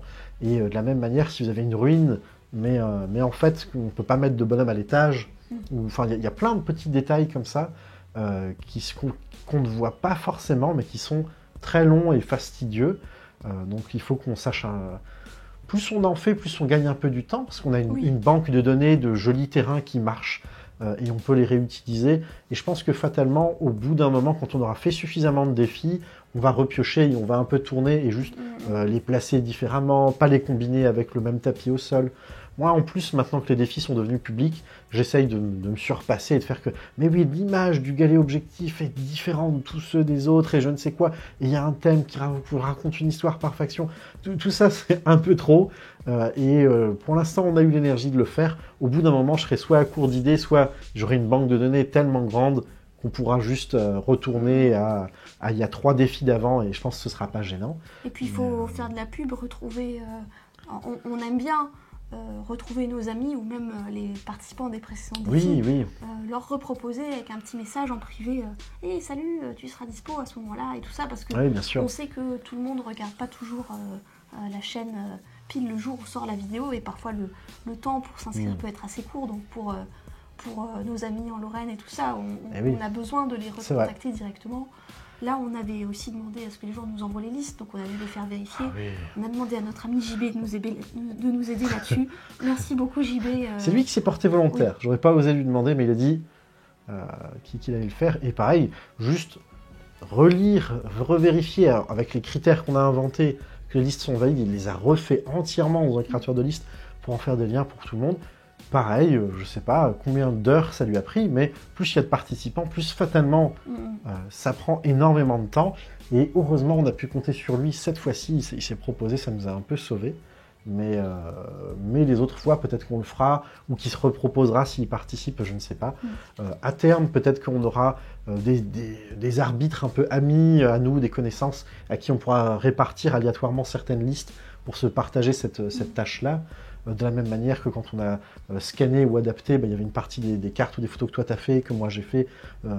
On essaye au maximum de se répartir le travail, parce que tout seul ce serait pas faisable, ou alors il faudrait un mois continu de préparation. Donc toutes les aides qu'on peut prendre à droite à gauche sont les bienvenues. Mais le point positif, c'est qu'on est de plus en plus rapide. À force de l'avoir fait, le serveur marche, le Tipeee fonctionne, on a des cartes qui fonctionnent, on sait comment s'y faire, on comprend un peu mieux les outils, les interfaces. Donc on gagne quelques heures de temps et j'ai envie de dire que c'est un succès. Le fait que ça prenne du temps, c'est pas grave, on le fait de bon cœur. Préparer, c'est comme préparer un bon repas pour quelqu'un et il vient, il le mange et vous avez le plaisir à l'avance quand vous le faites, et une fois qu'ils ont mangé, de voir qu'ils sont satisfaits, que vous avez réussi votre recette. Moi, je considère un peu ça pour les défis. C'est sûr que c'est à perte totale de temps et d'énergie à un point difficile à décrire, mais les gens ont l'air d'apprécier et on peut nous-mêmes manger notre propre plat. On joue au défi, on fait toujours 1 ou 2 parties sur les 3, donc on a l'occasion de voir et aussi de se faire un peu plaisir dedans. Donc je pense qu'on va continuer, c'est sûr que c'est quelque chose qu'on va poursuivre dans le futur. C'était très plaisant d'oser faire l'asymétrique, même si on ne va pas forcément le garder. Et rien ne dit, quand on aura plus de temps, dans un futur lointain, des enfants plus grands, qu'on fera peut-être des défis différents avec des 2v2 ou des défis qui ponctuellement seraient des campagnes de croisade. Ou, je veux dire, on est ouvert au fait de proposer des modifications quand ça nous chante et quand on en a envie sur ces petites sorties. Mais en l'état, comme ça fonctionne bien, eh ben, c'est quelque chose qu'on va sans aucun doute refaire et c'est top. Peut-être, c'était pas la question, mais pour revenir par rapport au temps que ça nous prend pour faire les vidéos en elles-mêmes, les rapports de bataille, c'est aussi assez long. Récemment, justement, avant le dernier défi, il y a eu un moment où on a essayé de faire ça le plus vite possible, entre guillemets, en faisant ça tous les soirs, en allant au lit un peu tard pour finir de tourner, de monter et tout ça. Et ça nous a pris, je crois, entre 8 et 10 jours, quelque chose comme ça. On a mis l'intégralité de notre temps libre à ne faire que ça. Les poubelles n'étaient pas sorties, on était fatigués. J'allais au lit à 3 heures tous les jours. Donc il y a vraiment 8 jours pleins sur un mois, ça fait beaucoup, quoi. Ça fait beaucoup. C'était pas le burn-out, mais on était vidés, quoi. Quand c'était fini, vraiment, on était à plat. Donc ça prend tout sur... Si on fait que ça tout le temps, au maximum de notre temps libre de jeunes parents... Donc ça nous fait 8 soirées, quelque chose comme ça. Ça nous fait plus d'une semaine d'où on fait que ça, quoi. Quand ce sera la rentrée de septembre, ce sera un peu plus facile puisque on pourra faire ça pendant certaines heures en journée quand la petite sera à la crèche. Moi, je poserai un jour de congé et voilà, ce sera une journée où on finit. Une journée dans le mois, on peut faire quelque chose. Ce qui, du coup, nous fera aller moins tard au lit, ce sera plus facile de tenir le rythme, etc. Bref. Ça va être cool, on a hâte. Et plus facile d'inviter des gens aussi, d'intervenants sur la chaîne. Ça, c'est top. Maintenant qu'on a répondu à toutes ces questions, on va vous remercier pour nous les avoir posées. C'était très plaisant et sans doute qu'on a dévié du sujet, raconté tout et n'importe quoi, mais ça fait partie du jeu. Avec Georges, je pense. J'étais content de voir autant de nouvelles questions. Je m'attendais à ce qu'on ait beaucoup de redites, mais au final, pas tant que ça. Si vous êtes curieux, vous pouvez aller voir les précédentes vidéos de FAQ où on dit un peu notre parcours dans le milieu des figurines. Et bon nombre des questions qu'on a vues ont été clairement posées par des gens qui les avaient revues, de ton évolution de ton job et de quand on était aux États-Unis et patati et confrontation et battle. Tout ça, c'est des sujets qu'on a un peu évoqués avant. Donc si vous aimez ce petit talk, vous le retrouverez pour les 1500 abonnés. En attendant, on va également libérer du coup les gens qui ont gagné les tirages pour les zones de déploiement. On va laisser le meilleur pour la fin, le ticket d'or, comme les gens disaient, sera dévoilé en dernier. Alors on a une liste ici des gens qui vont recevoir les cartes de déploiement adaptées aux 500 points. Alors les heureux gagnants sont donc Victor Senaf 216, Galtime Ironstorm 3069, Fred Elmer 4979, Florian 7908, Suntirfel 6213, Citri X. Tiens, c'est marrant, il y a des gens qui n'ont pas les 4 chiffres à la fin là, dans les trucs de YouTube. En fait, je croyais que c'était YouTube qui avait rajouté ça automatiquement dans tous les pseudos. Mais tu peux le modifier, il y a une option facile, en 2 clics tu peux l'enlever. En fait. Ah d'accord, ok. Acéluzon, qui d'ailleurs est a priori en Lorraine, là où on va passer nos vacances. Et du coup, si jamais il nous contacte en message privé, on pourra peut-être imaginer lui rendre en main propre ces cartes, si jamais il est pas loin de là où on passe. Ron BCR 77. Et en dernier, Arthur Alter. Bon, à qui on va aussi donner les choses en personne. Ça, c'était du coup pour les cartes de déploiement. On va, bien entendu, devoir connaître vos adresses pour vous les envoyer. Donc, il va falloir que vous nous contactiez de manière à ce que, par mail, j'imagine que c'est ce qu'il y a de plus simple, ou par la page Facebook de Farhammer, qui permet aussi de faire des messages directs privés, nous envoyer votre adresse postale, et de manière à ce qu'on puisse, dans une enveloppe, les glisser, et vous poster ça. Pour l'instant, toutes ces cartes de déploiement, au moment où on tourne cette vidéo, ont été imprimées, produites, et sont en train d'être acheminées vers nous d'ici peu de temps. Donc, on ne les a pas encore nous-mêmes dans les mains, mais c'est pour bientôt.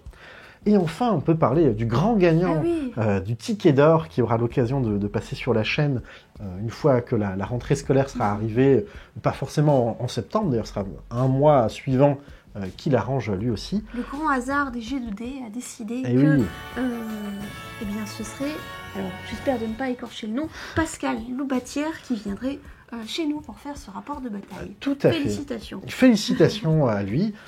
On est impatient de le voir. C'est d'ailleurs quelqu'un qui nous avait envoyé des photos et un petit message chaleureux.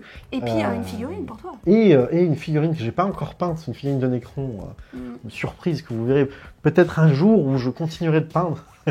Mais j'ai déjà peint le faucheur, l'aérien, que j'avais acheté V6. Non, début V7. Début V7, je pense. En tout cas, ça fait presque 8 ans, 9 ans que je l'avais, qui n'était pas peint, un truc comme ça. Donc c'est bien. Ma pile de la honte Nécron diminue par ancienneté. Cette figurine-là, bien sûr, sera peinte également un jour.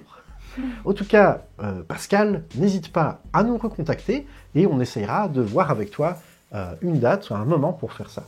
Pour tous les autres qui n'ont pas eu la chance d'être pris, eh bien, on est désolé. C'est quelque chose qu'on sera peut-être amené à refaire et à proposer, soit quand on aura d'autres 500 abonnés ou vraiment plein de temps libre. Ne vous en faites pas, ce n'est que partie remise. Et sur ce, eh ben, je crois qu'on a tout dit. Oui. C'était très agréable de tourner cette petite vidéo, cette grande vidéo. Oui. Et on vous dit à bientôt. Encore merci de continuer à nous suivre. Et oui, 2000 abonnés, c'est fou. On n'a pas autant parlé du chiffre des 2000 que dans la vidéo d'annonce, mais c'est énorme. Jamais on aurait cru atteindre ce seuil-là. Pour nous, ça représente une foule conséquente. On voit souvent sur Internet des grands chiffres, des milliers d'abonnés. On dit « Ah, mais telle chaîne, telle personne, elle en a plus, qu'est-ce que ça veut dire ?» Bah, concrètement, ça fait quand même beaucoup de gens intéressés qui nous suivent ou pour qui on a pu être utile. Et nous, ça nous touche toujours autant. On reste sensible à ça. Et voilà, ça nous encourage à continuer plus que jamais à donner notre passion et à essayer de partager des bons moments en vidéo avec vous.